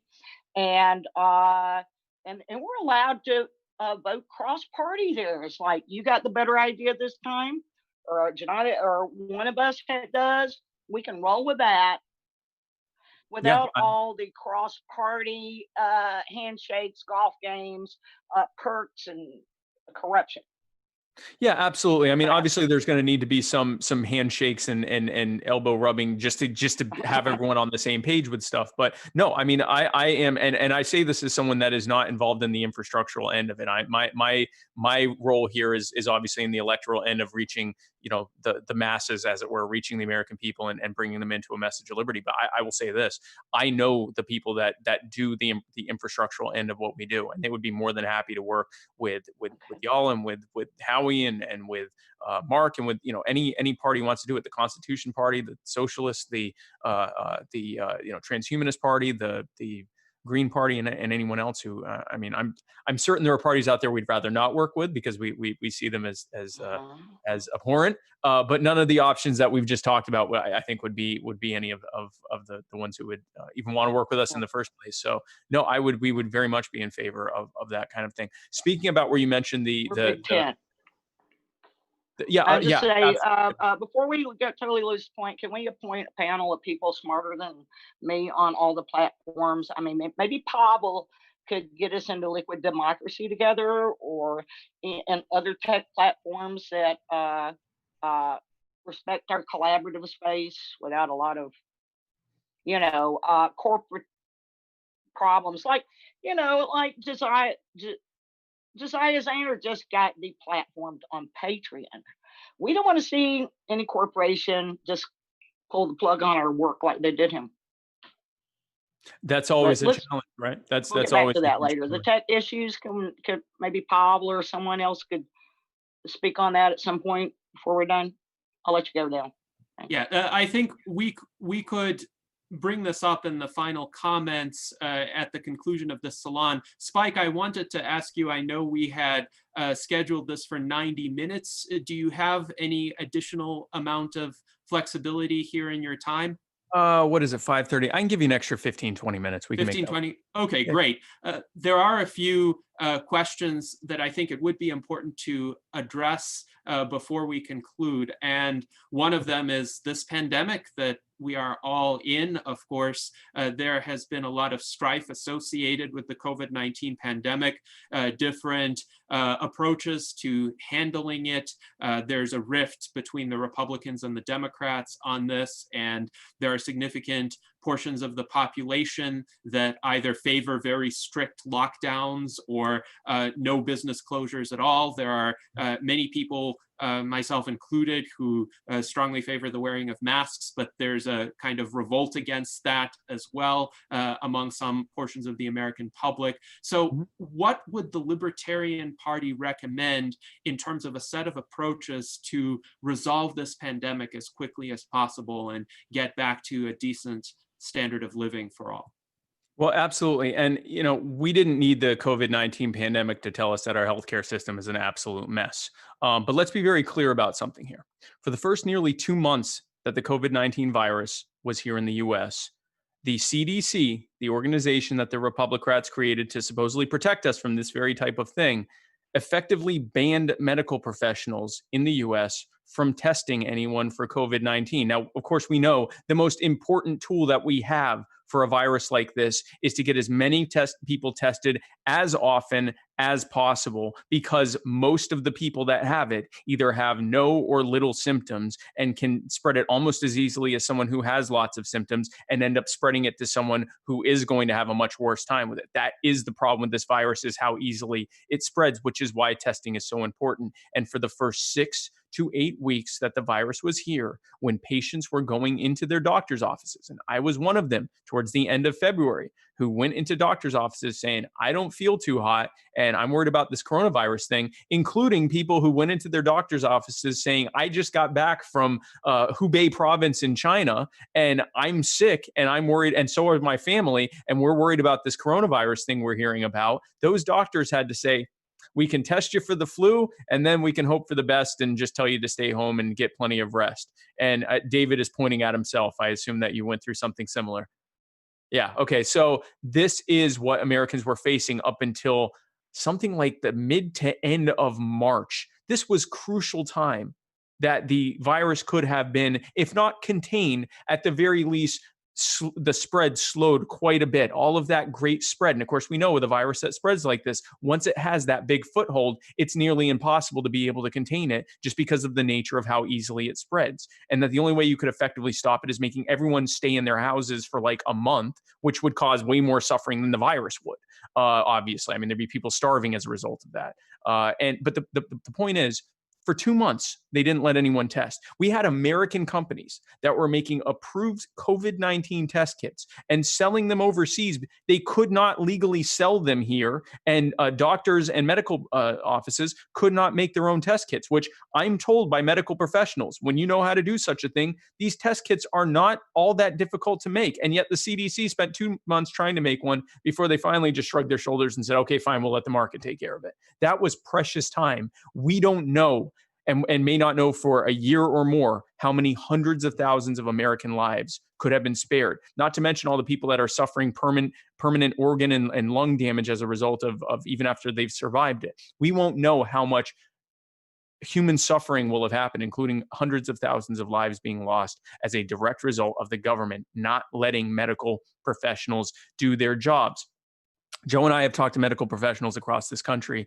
They're still making it difficult for them to do their jobs. They still have regulations in place that make it hard for them to do what they need to do. They are still telling hospitals that they cannot, in many cases, do other things like cancer screenings and other life-saving things in their hospitals and that they only have to deal with COVID-19 patients, even when those hospitals tell them that they have the protocols in place to protect the non-COVID patients from the COVID patients. Simultaneously, they are still putting COVID patients in nursing homes and assisted living centers, while those centers are telling them, we don't have the protocols in place to protect the most vulnerable people among us in this country from the COVID patients. The reason in both cases that they are doing this is because that's what the regulations tell them to do. We need to get rid of these absurd regulatory burdens that in the best of times lead to massive increases in cost of healthcare and massive reductions in affordable access. And in times like these lead to massive deaths that could be easily prevented by just letting medical professionals do their jobs. And of course, that brings us to these lockdowns, which have also caused massive human suffering. I've talked to people who've come to my rallies who are trying to stay clean from their addiction, and they can't go to their AA meetings because AA meetings aren't essential. Stores that sell liquor are essential, but them staying clean is not essential. I've talked to people who are waiting to get screened for cancer and for lupus and for MS and for other diseases, and they can't because all the medical centers in their area are marked COVID patient only, even though in some cases they don't have a lot of COVID patients there. This is what happens when central planners decide for an entire country how something should be dealt with, especially when those are the same central planners who let this virus spiral out of control for the first 2 months it was here. And for the idea that that organization that so utterly failed at every single level has any authority to tell us how we should be living our lives when they keep getting proven wrong. These are the same people that told us, don't you dare wear a mask. How selfish of you to take a mask from a medical professional who needs it, and then within days told us everyone has to wear a mask or we're going to put you in a jail where you're almost certain to catch COVID-19 for your safety. At some point, we have to recognize that government is not going to save us. Government made this problem so much worse than it would have been if they had simply allowed us to freely act and interact with each other and allow medical professionals to do their job. If government has any role, it is to disseminate information and to allow decisions to be made locally by local governments and individuals, what their reaction to it, what their response to it should be. South Dakota's response need not look the same as New York or Los Angeles's response. A hospital that has protocols in place to protect patients from those with COVID-19 should not have to deal with it the same way that a medical center that doesn't have those things in place. In the best of conditions, if we put the smartest people who only had the best of intentions in charge in DC, it would be impossible for them to figure out how to handle this at the local level. And of course, we don't have the best people in charge. We have sociopaths in charge who are looking for this as a way to directly benefit themselves and the cronies who sponsor them. We need to completely look at how we are dealing with this, because I haven't even talked about the incalculable economic damage that has come from telling tens of millions of Americans that they aren't essential and just stay home. You can't operate your business. You can't go to work. You can't do anything. Just stay home. We might give you $1,200 in another month or so. You're going to have to make that work. We haven't even gotten into that. I'm just talking about the immediate human suffering that has happened as a result of this. I think it is clear that at least while the Republicrats are in charge, that government is only serving to make things worse. If Joe and I were in charge, we would be getting rid of these absurd regulations, and we would be allowing the federal government to act only in the capacity of disseminating information so that the states and individuals and local communities are able to determine how they should best respond to this. Yes, thank you for your answer. And Alexandria Black characterizes the US federal response during this pandemic as a kind of weaponized incompetence. I think that's something that we can agree on, given the massive damage and missed opportunities as well. Now, I wanted to ask you one more question, and then we could hear your concluding remarks after that. And then after you depart, we are going to stay with the US Transhumanist Party officers and candidates and also ask for their thoughts to kind of sum up the conversation. But Spike, feel free to stay for as long as you have time. The question I really wanted to hear your thoughts on is this crisis that is currently befalling the Western United States with the wildfires and just the horrific hazardous air quality in California, Oregon, Washington state. There is smoke being blown into Nevada, not as extreme, but definitely a situation where we don't want to go outside right now. And climate change certainly is a contributing factor to that crisis. The Transhumanist Party has spoken a lot about technological solutions to climate change, but now there's even greater urgency with these wildfires endangering lives, endangering property. What would be the Libertarian Party's approach to these issues? How can we resolve this crisis in the short term and make sure it doesn't repeat in the longer term? Absolutely. So I have spoken with a lot of people. I was actually leaving Washington at the last bit of my last leg of my bus tour, flying back to South Carolina from Washington when it was starting to get bad. And I've talked with people that I saw, this time last week saying that, the skies are red now. And, it's your eyes burn when you go outside and you have difficulty breathing. It's an absolute nightmare what's happening. And I don't have to tell you that. You're in Nevada. It's terrible what's happening. There is no question that obviously forest fires have existed for time immemorial, but there's no question that the conditions with climate change have made them worse. There's also no question that absurd regulations at the federal and state level that don't allow for clearing of underbrush and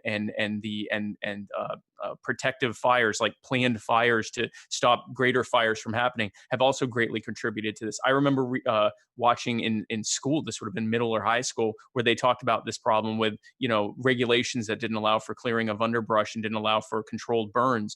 That was 20 something years ago, 25 years ago. And it's still the case now, that they're not allowing this. And so, if you listen to the writings of the people who traveled through what are now our state parks and our national parks, they described large trees with lots of clearing under it that you could easily walk through or ride your wagon through, because naturally occurring controlled burns were happening as a result of there not being protections in place to stop controlled burns. So I think that simply allowing for the clearing of underbrush and for controlled burn, getting rid of these ridiculous regulations that conservation groups have been saying for decades are making things worse. That doing that would be an incredible way to deal with it. Another thing is many of the firefighting equipment and firefighting crews and firefighting helicopters that are crucial, especially in mountainous places like Oregon and California where the fires are at their worst. Many of that equipment is in Afghanistan right now.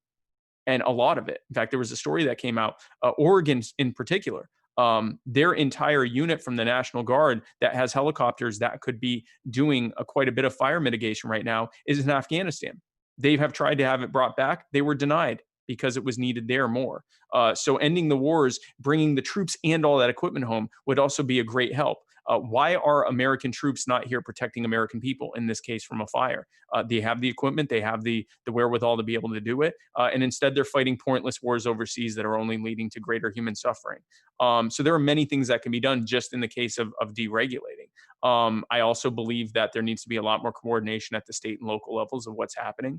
And it also requires people in charge at the top who aren't looking to find ways to de-emphasize everything that's happening because they don't want the political backlash of it. And instead, people that are being straight with the American people on what's going on.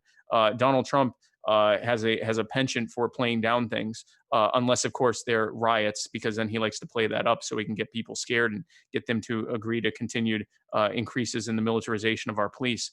But all that said, all these things would greatly contribute to immediately towards making things better, and obviously all the technological innovations that would happen if we deregulated and allowed for more innovations to happen there. In the case of climate change and pollution in general, we've seen what the federal government has done. They've created an agency that creates regulations that disproportionately harm small and medium-sized businesses who don't have the wherewithal to do massive pollution anyway. Those businesses go out of business. All that's left are the large, big polluting companies. And when they do pollute, when they do cause climate change, when they do cause calculable damage, sometimes in the realm of hundreds of billions or even trillions of dollars in damage with leaks and dumping and other types of pollution, they're protected against liability for it. They're given a slap on the wrist fine of maybe a couple $1 billion or a few $100 million. And then the cost of the cleanup is externalized to us, the victims of their damage, the American taxpayer. It is a system of cronyism that needs to end. I think the most powerful thing that we could do to deal with polluters, and this includes climate change polluters, is to simply allow the American people to sue people who are doing property damage. As libertarians, we believe in protecting the property rights of people. And if a large polluter is doing calculable and demonstrable damage to your property in the form of polluting on it, you should be able to sue them. The government should not be protecting their crony businesses against the revenge or the retribution of the American people and being able to get the recompense for the damage that was done. And if it puts them out of business, good, they shouldn't have done it. More importantly, it won't put them out of business because they'll self-regulate, because they know they'll lose everything if they don't do it. That is probably the single most powerful thing that we can do, is to allow Americans to sue polluting companies so that they will not pollute in the first place. They know they can lose everything.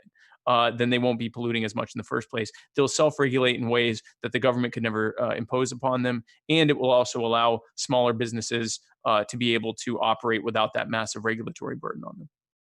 And it's interesting because there have been some incipient efforts on climate change related litigation, class action lawsuits that probably will take a few years to work their way through the court system. But it does seem like there are at least some people who are thinking along similar lines. And you mentioned technology. Alexandria Black pointed out that we should want more robotic firemen and foresters. And there are initiatives in California to use drones now to help with wildfire monitoring and suppression. I know in Nevada, we have fire cameras installed on major elevated locations to be able to spot fires as they start. So thank you very much, Spike, for these remarks. And I wanted to give you an opportunity to offer any concluding thoughts that you would have regarding this conversation, anything you want to say to sum up the discussion or take it further, or offer some actionable items going forward, some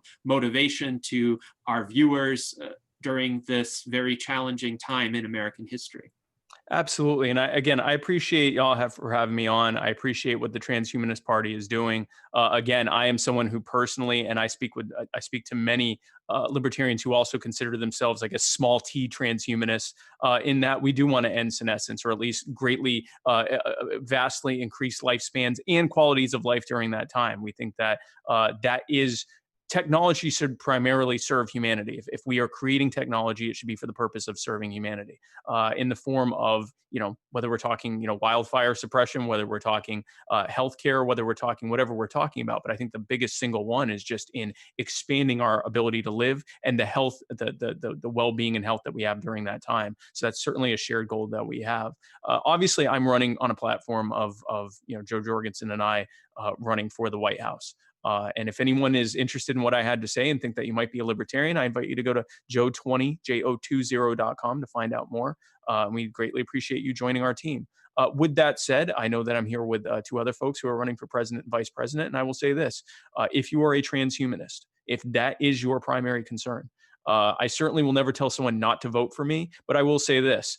If that is your primary concern and you are considering voting Republican instead because of the narrative that it is crucial that we stop Donald Trump or crucial that we stop Joe Biden, it's crucial that we stop both of them. They are on the same team.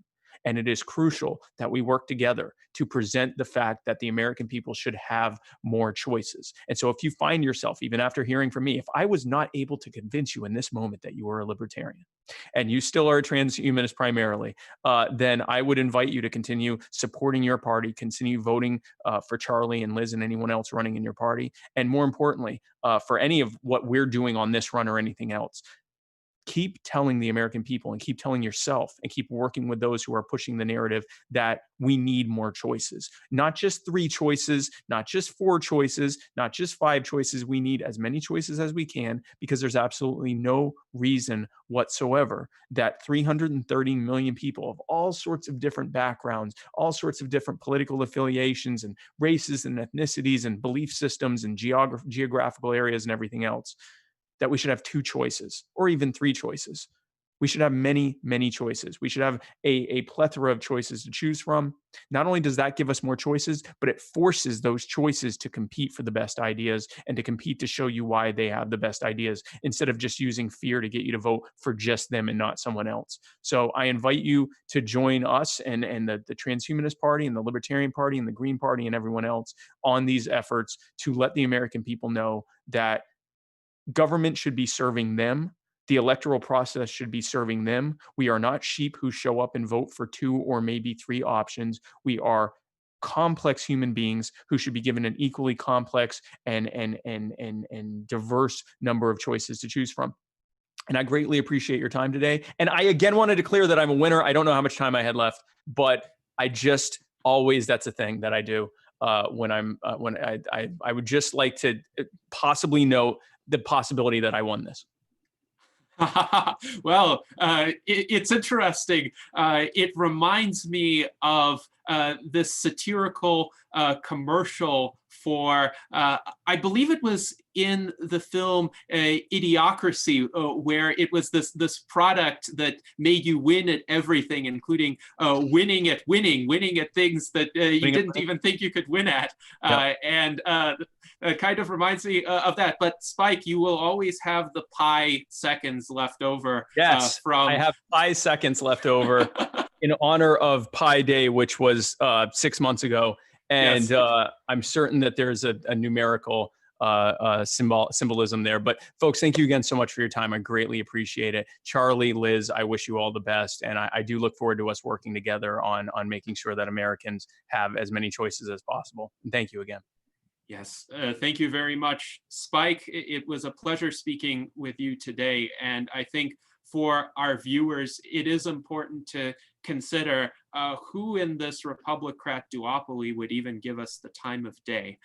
Whereas Spike Cohen came on and he gave a very thorough, articulate discussion of his ideas and the Libertarian Party approaches to solving many of the pressing problems in our country. And I would ask, whom do you want to represent you in office? Do you want it to be someone who essentially does not care about the ideas of the American people and the concerns of the American people, or somebody who's actually willing to have this kind of discussion? And from our standpoint, there is a great opportunity for synergies, because in some cases, certain states don't even allow write-in candidates. So if Charlie is not on the ballot in a state that doesn't allow someone to write in, but someone like Joe Jorgensen is on the ballot, or someone like Howie Hawkins is on the ballot, consider these candidates, consider them for what they stand for, and whether their views are closer to your own than the views of Joe Biden and Donald Trump. Because ultimately, voting your conscience is something that you can do this time around so that you don't throw your vote away. And that's really essential to emphasize. You are throwing your vote away if you're voting for a candidate who doesn't represent your views, who is part of the system that has exacerbated these problems. Yep, exactly. And that's exactly the case. And I really do appreciate your time. And thank you guys again. And I do look forward to working with you now and in the future on making sure that Americans have as many choices as possible. Wonderful. Thank you, Spike. Thank you. And farewell to you. Thank you very much. Bye, guys. Now, let us go to our U.S. Transhumanist Party panel for their thoughts regarding this most enlightening conversation with Spike Cohen. David, what are some of your impressions? Well, first off, I want to say that even though Spike's not here to hear it, I'm very grateful that he did show up to talk to us from his perspective. And near and dear to my heart is the idea of having some type of coalition among the minor parties for us to get a greater voice. The other, if we don't do that, then the option is to grow in power to the point where we could take on a Democrat or a Republican Party. And that would be a ways down the road. But I think I'm encouraged as I look at parliamentary forms of government and see how minor parties can have that seat at the table that I talked about earlier. I do think that there are ways that we can do that here, and I want to put out on a discussion, not for today perhaps, but maybe on our website, Facebook page, Twitter, wherever we want to talk about this. How do we go about, from the Transhumanist Party standpoint, what kind of mechanisms do we need in our party to be able to reach out to other parties to have something that's constructive, that we don't dilute who we are as transhumanists, but we can amplify the needs of third parties. So, for example, I think that while it's really great that we have our own president and vice presidential candidates, I think it's a very uphill battle to try to convince a lot of people to tick that box for a third party candidate at the presidential level, because of all the reasons that Spike talked about, all the media, all the discussion about how important that is to pick from those two choices. So I think perhaps what we really need to do is find a way to work with third parties to get third party candidates elected at lower level offices, so that when people go to the ballot, they see choices other than a D or an R. They'll see a T, or they'll see an L, or they'll see a G, or they'll see something else. And this will help the possibility, put that possibility in people's minds that you can vote for a D, something other than a D and an R, and make a choice. But I think the best places that we can do that is at the local level, starting forward. That doesn't mean that we abandon our talking points at higher levels, because that's a very good way to bring our message out there. So what I want to say is, I would really like to have some discussion, some serious discussion in the Transhumanist Party going forward for how do we take these ideas that we all seem to agree on in cooperation with other third parties and turn that into a reality. Yes, thank you, David, for those remarks. And I completely agree that this is a worthwhile discussion to have, especially because there are so many shared objectives like ballot access or inclusion in debates. And this is something we need to work toward when especially we consider how to prepare for the 2022 and 2024 elections. And furthermore, local candidates definitely may come in a variety of persuasions, let's say, and backgrounds, but it is very helpful to have a challenger to the duopoly. There are even some counties and districts where de facto there's one candidate on the general election ballot, and all of the competition happens within the Republican primary or the Democratic primary, and that limits the choices of those who aren't registered Republicans or Democrats. So definitely worthwhile ideas to think about. Now, Charlie, what have been your impressions regarding this conversation? Okay, I had it on. Can you hear me now? Yes. Oh, good. You know what I like about Spike is that his integrity level. You know, that's just so desired in all candidates, and that's something you just don't see. Whether you agree with him on policies or not, you can just kind of listen to him, and you can see where he truly believes in what he stands for. You know, you see that in certain candidates, you know, like him. Maybe Bernie Sanders has that too. And again, whether we agree with him or not, it's not about the policy, but it's that level of integrity. And like what Spike had talked about when he talked about the incompetence of what's going on with the current government.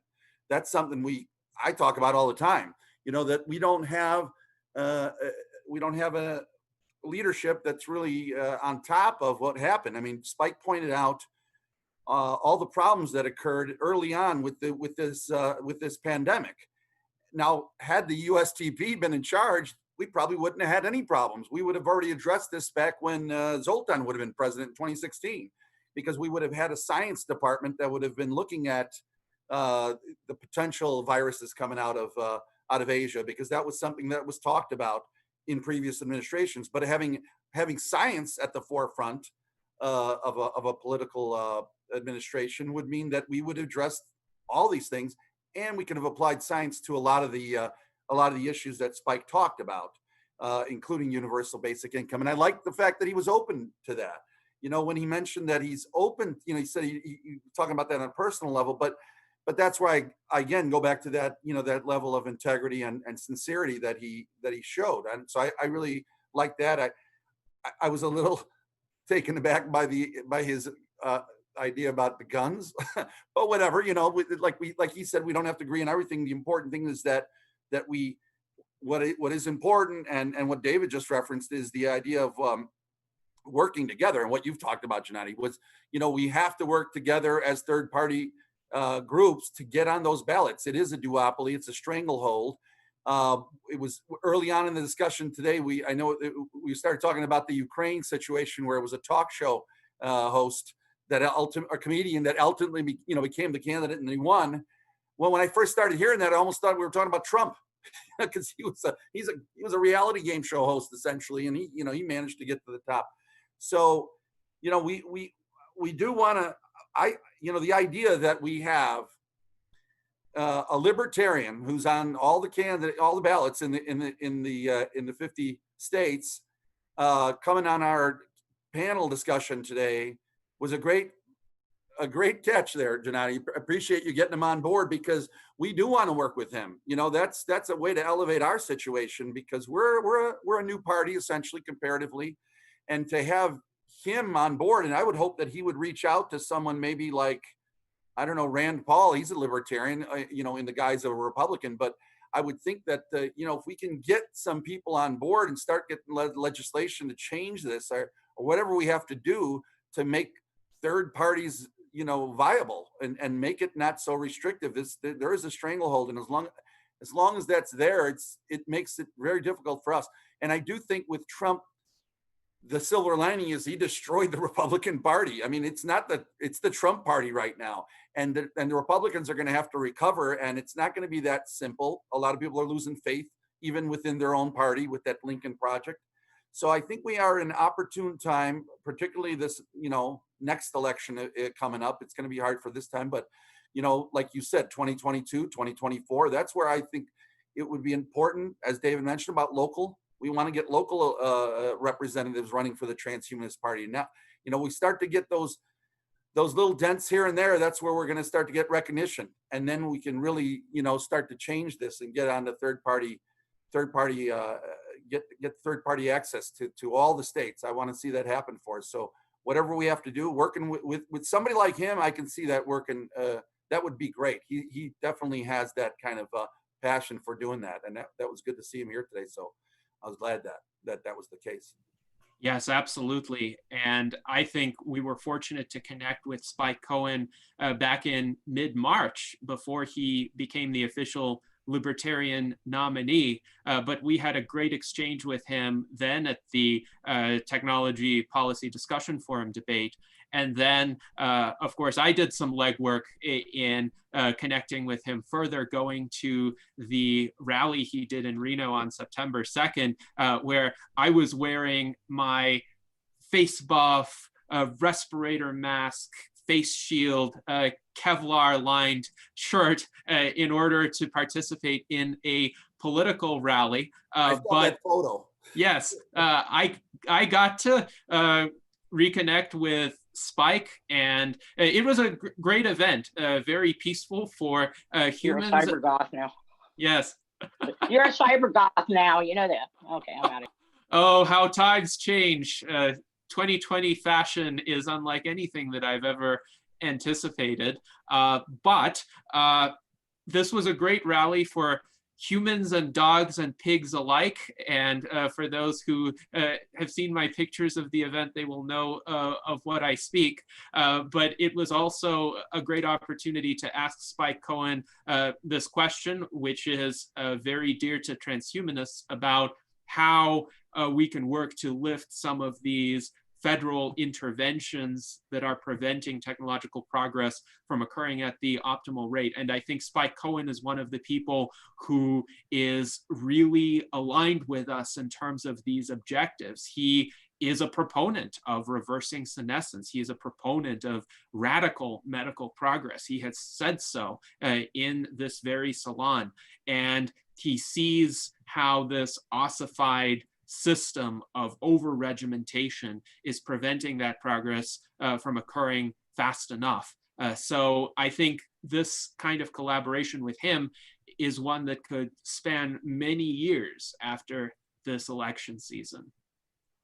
So now I wanted to also ask Art Ramon for your impressions, especially since Spike was very receptive to your idea of a coordinated legal effort among the alternative political parties to get as many of them on the ballots as possible. And I think we could have, for instance, joint petitioning teams, people with petitions for libertarian, transhumanist, green candidates, because I think everyone should agree all those candidates should be on the ballots. They're serious alternatives for people to think about and see how they align with their views. But what do you think, Art Ramon?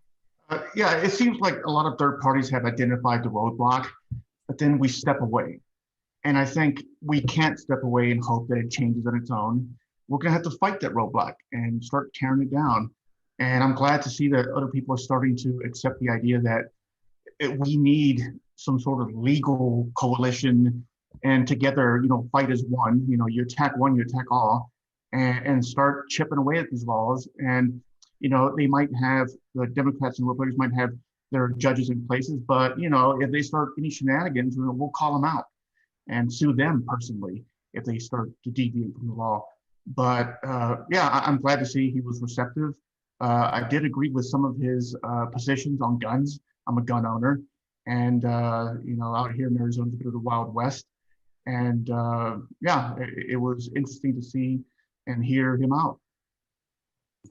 Yes, indeed. And I think for people of any viewpoints, this was a fascinating discussion, and it could have gone in so many further directions as well. For instance, how does technology play into the gun control question? What about protective technologies like that Kevlar shirt I mentioned? If those technologies are refined, how would the need to carry guns be affected? What if everyone had a personalized force field, for example? I also would have liked, if we had more time, to get into Pavel's question, which he asked about thoughts regarding how governance in the future will look like when we have augmented humans, sentient AIs, other non-human sentient entities coexisting together with humans. I think that could be a great discussion or debate within libertarian circles as well. Of course, it would have to be premised on a person's views of what constitutes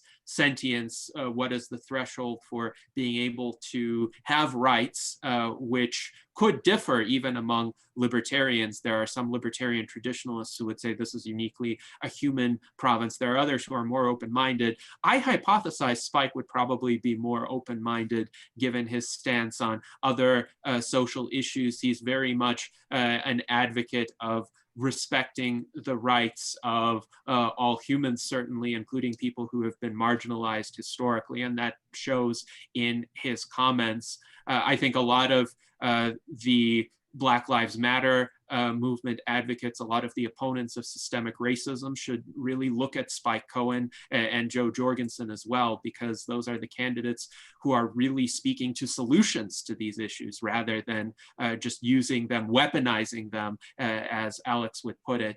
And I also would encourage Pavel and Liz, if you want to speak up with your concluding remarks, feel free to do so. Or if you want to put them in the chat for me to read out, feel free to do so however you feel comfortable. Meanwhile, let's go to Alex. Alex, what are your impressions regarding this conversation? Oh, we like him, but I still want to get back to the matters of platforms that will let us do things together better. I was thinking maybe collaboration party or something like that. But then I thought, why not was just called the big coalition third party? I don't know. Maybe that's too ambiguous, but I'm getting a laugh out of it. But we recognize his authenticity, Spikes, and he spoke much about agency and sovereignty, and that the attacks upon those and a basic idea of respect is what a lot of what's causing our problems. Anyway, we lead together or we are enslaved, divided. Okay. And we need to work towards a rational approach instead of a domination game. And I'm reminded of the Czech Velvet Revolution. And that wasn't a politician either. What was he? Some kind of writer. And I was in the Turn of Magic for a play in the way back. But that is where the Czechs had their Velvet Revolution, which was, considerably less violent than these things normally go down. And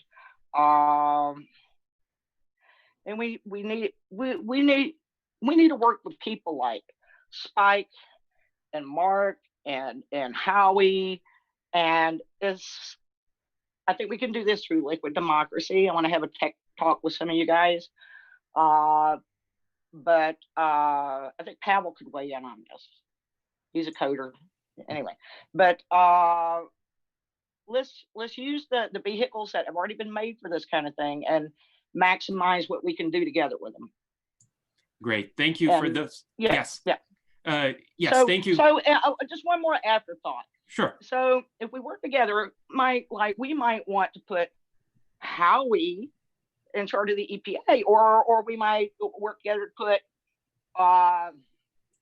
we'll let Spike handle the gun safety or whatever that is not our bailiwick. We can let another of our third party handle, and it becomes less us them. It becomes more, what can we do together? I think I'm done. Mm-hmm. Yes, and that's an interesting idea too. Whoever from the alternative political parties gets elected president would have a talent pool of people to draw upon who might have been representatives of other political parties as well, but we choose them based on their expertise, based on their willingness to enact rational solutions. So great thoughts. And you mentioned the Czech Velvet Revolution. The writer who became president of Czechoslovakia at that time was Václav Havel, who then was the president of the Czech Republic after that country split in two. And yes, that was a great example of a peaceful revolution. I'm hoping another place where a peaceful revolution could happen soon is Belarus. And it was interesting that right now in Belarus, there are these massive, completely peaceful protests against a brutal authoritarian dictator, Alexander Lukashenko, who has ruled there for 26 years. And one can just see the stark contrast, these people marching in the streets, completely peaceful, friendly, orderly. And they have this flag, the white, red, and white flag that used to be the flag of Belarus for 4 years before Lukashenko came to power. And interestingly enough, I saw the same color scheme in the Jorgensen-Cohen logo, the white, red, and white horizontal stripes. So it may be a coincidence. Maybe it was a kind of subtle nod to that kind of truly peaceful voluntarist liberation movement, a grassroots movement that's happening in Belarus right now.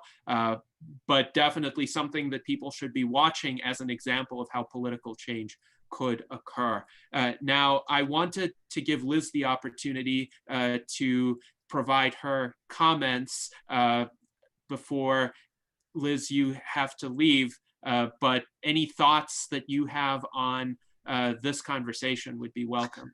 Yeah, sure. And sorry I wasn't able to share my video today. We got a lot going on here and I'm trying to protect the bandwidth. My son's doing SAT classes and other people are working as well. So I really appreciated Spike Cohen coming on here to talk about his ideas. I think we have a lot in common. We have some areas that we diverge. And I think that it shows the importance of the US Transhumanist Party to become experts in their area. So we need to take our position very seriously and make sure that we're actually up to date on everything that's going on in politics to be relevant, and then have our special area, our special niche, which I believe is the extension of human lifespan in, the protection of the planet. Because the thing is if a third party candidacy becomes an option in the US, and I think that now is the time to vie for that. Now is the time to look for the people who are disenfranchised by the current system and realize that they've been manipulated. We're going to need each one of these parties to step into a certain position of office. I mean, we certainly would need to have a very expansive transhumanist party in order to completely take over Senate, the Congress, and every other position. So we need to take this very seriously. Again, I want to rally to what I rallied to on our last call, is that everyone on this call and who follows the party becomes an expert in one area of government and brings that to the table, so that we're a well-rounded party, and that the leaders of the party have the strongest talking talking points on our positions. That cannot be one person. That has to be the whole party coming together to help form our thoughts. Now, our articles are excellent, but how we deal with and change the current situations are absolutely evident, and they're crucial. And the world, I think, or at least this country and the world is growing in its interest in good ideas. So this is a really good time for us to be talking about this. This is why I joined Charlie this year, because I believe that I am not the only person becoming disenfranchised and precipitating out of the mass as a person who would like another choice. Again, I'd like to focus our efforts on becoming professionals in every area of government, and then having our strong suit in an area of government like human health that would make us the proper candidates for another third party group to choose if elected. Mm-hmm. Yes, thank you for those remarks, Liz, and I agree. There is a lot of quite beneficial work that could be done to build up our party infrastructure, our expertise, to make sure we have a distributed network of experts we can rely upon in each area of policy, in each area of electoral reform that we advocate. There is far improved use of technology that we could also leverage for these purposes. Of course, we do use ranked preference voting in our internal ballots.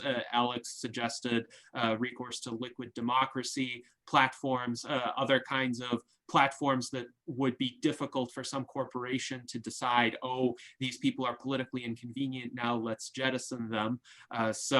Yes, we have a lot of internal building up that I think would be great to do, and at the same time building bridges with other political parties and other organizations to see where we have these shared goals, to see where if they have a policy that we like, we could bring our skill sets and our expertise to bear. I think the Transhumanist Party is one of the most erudite groups of people, one of the most hyper-competent groups of people I have ever met in terms of the caliber of the individuals who are here working in a completely volunteer capacity in order to bring about a better future. And there's just so many brilliant people here, but what we need to make sure that we're doing is building a better bridge. And so, some of the fallback ideas that Charlie didn't like and things like that, that's because perhaps, it's greenfield to build better bridges. And so, there are different ways to get to the solution for better human health and welfare. And it may be that they have the best idea. I absolutely enjoyed listening to Mr. Cohen speak, but we should all be looking for those grassroots ideas in order to work towards a different future in a multitude of ways, and vet out where our bigger strengths are. What we really in new parties cannot be in the following mode. We have to be building new ideas and new solutions.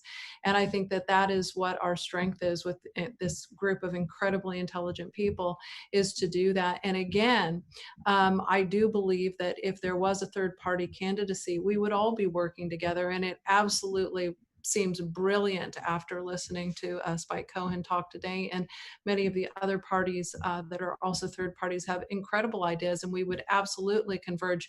But we should have our strong positions, and not only our strong positions of how we see change, but how we would actually enact change, because that's much more difficult. The problem with the current situation is, war is always easier than sorting out what you do after war. How peace is a very difficult situation to come by unless you start thinking in new ways, and you start to think at the base, at the root base, what would we do to build a better society?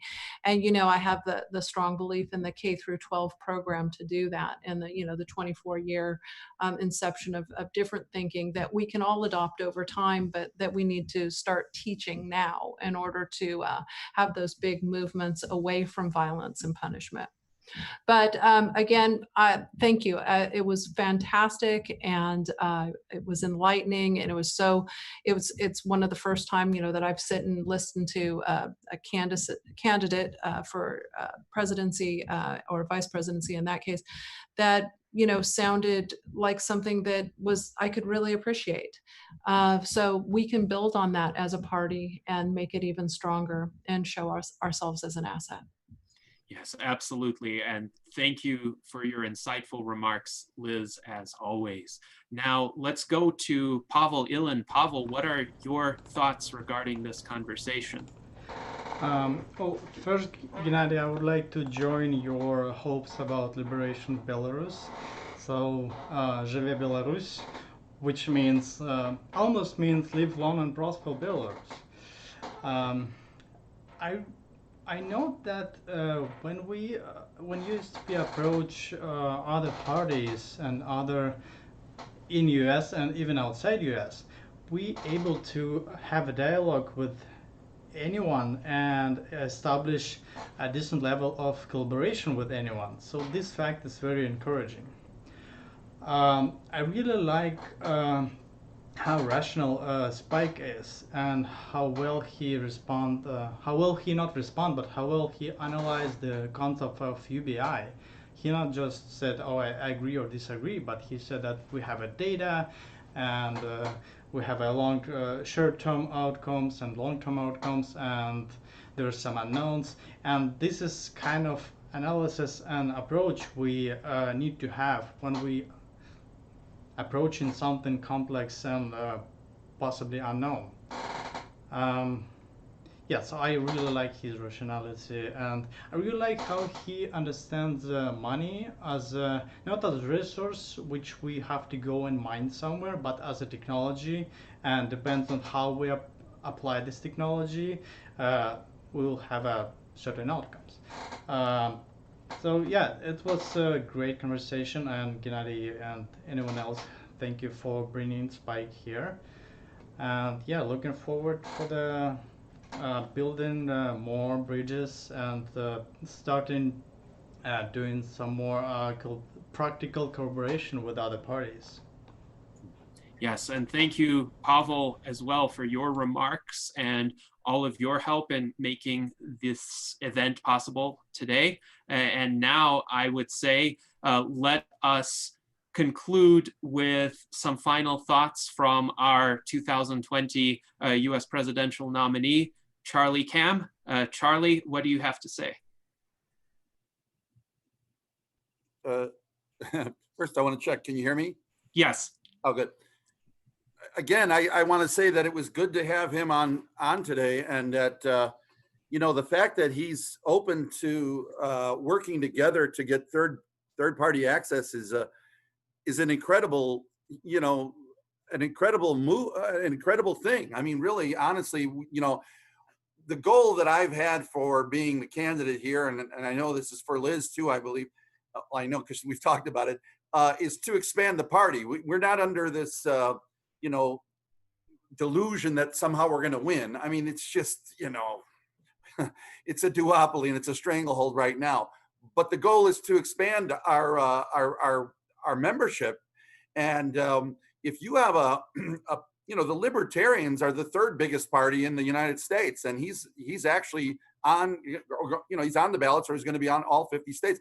So to have that kind of sway that he has, and the fact that he wants to do a third party buildup, well, that means that these salons are really a great thing that you're doing, because you've tapped into a situation here where now we've got a guy who is on those ballots. And now that he's been on our show, and it's been a great exchange, I think he was pleased to be here, and I was glad that he was here, and there was a lot that we agreed on to an extent.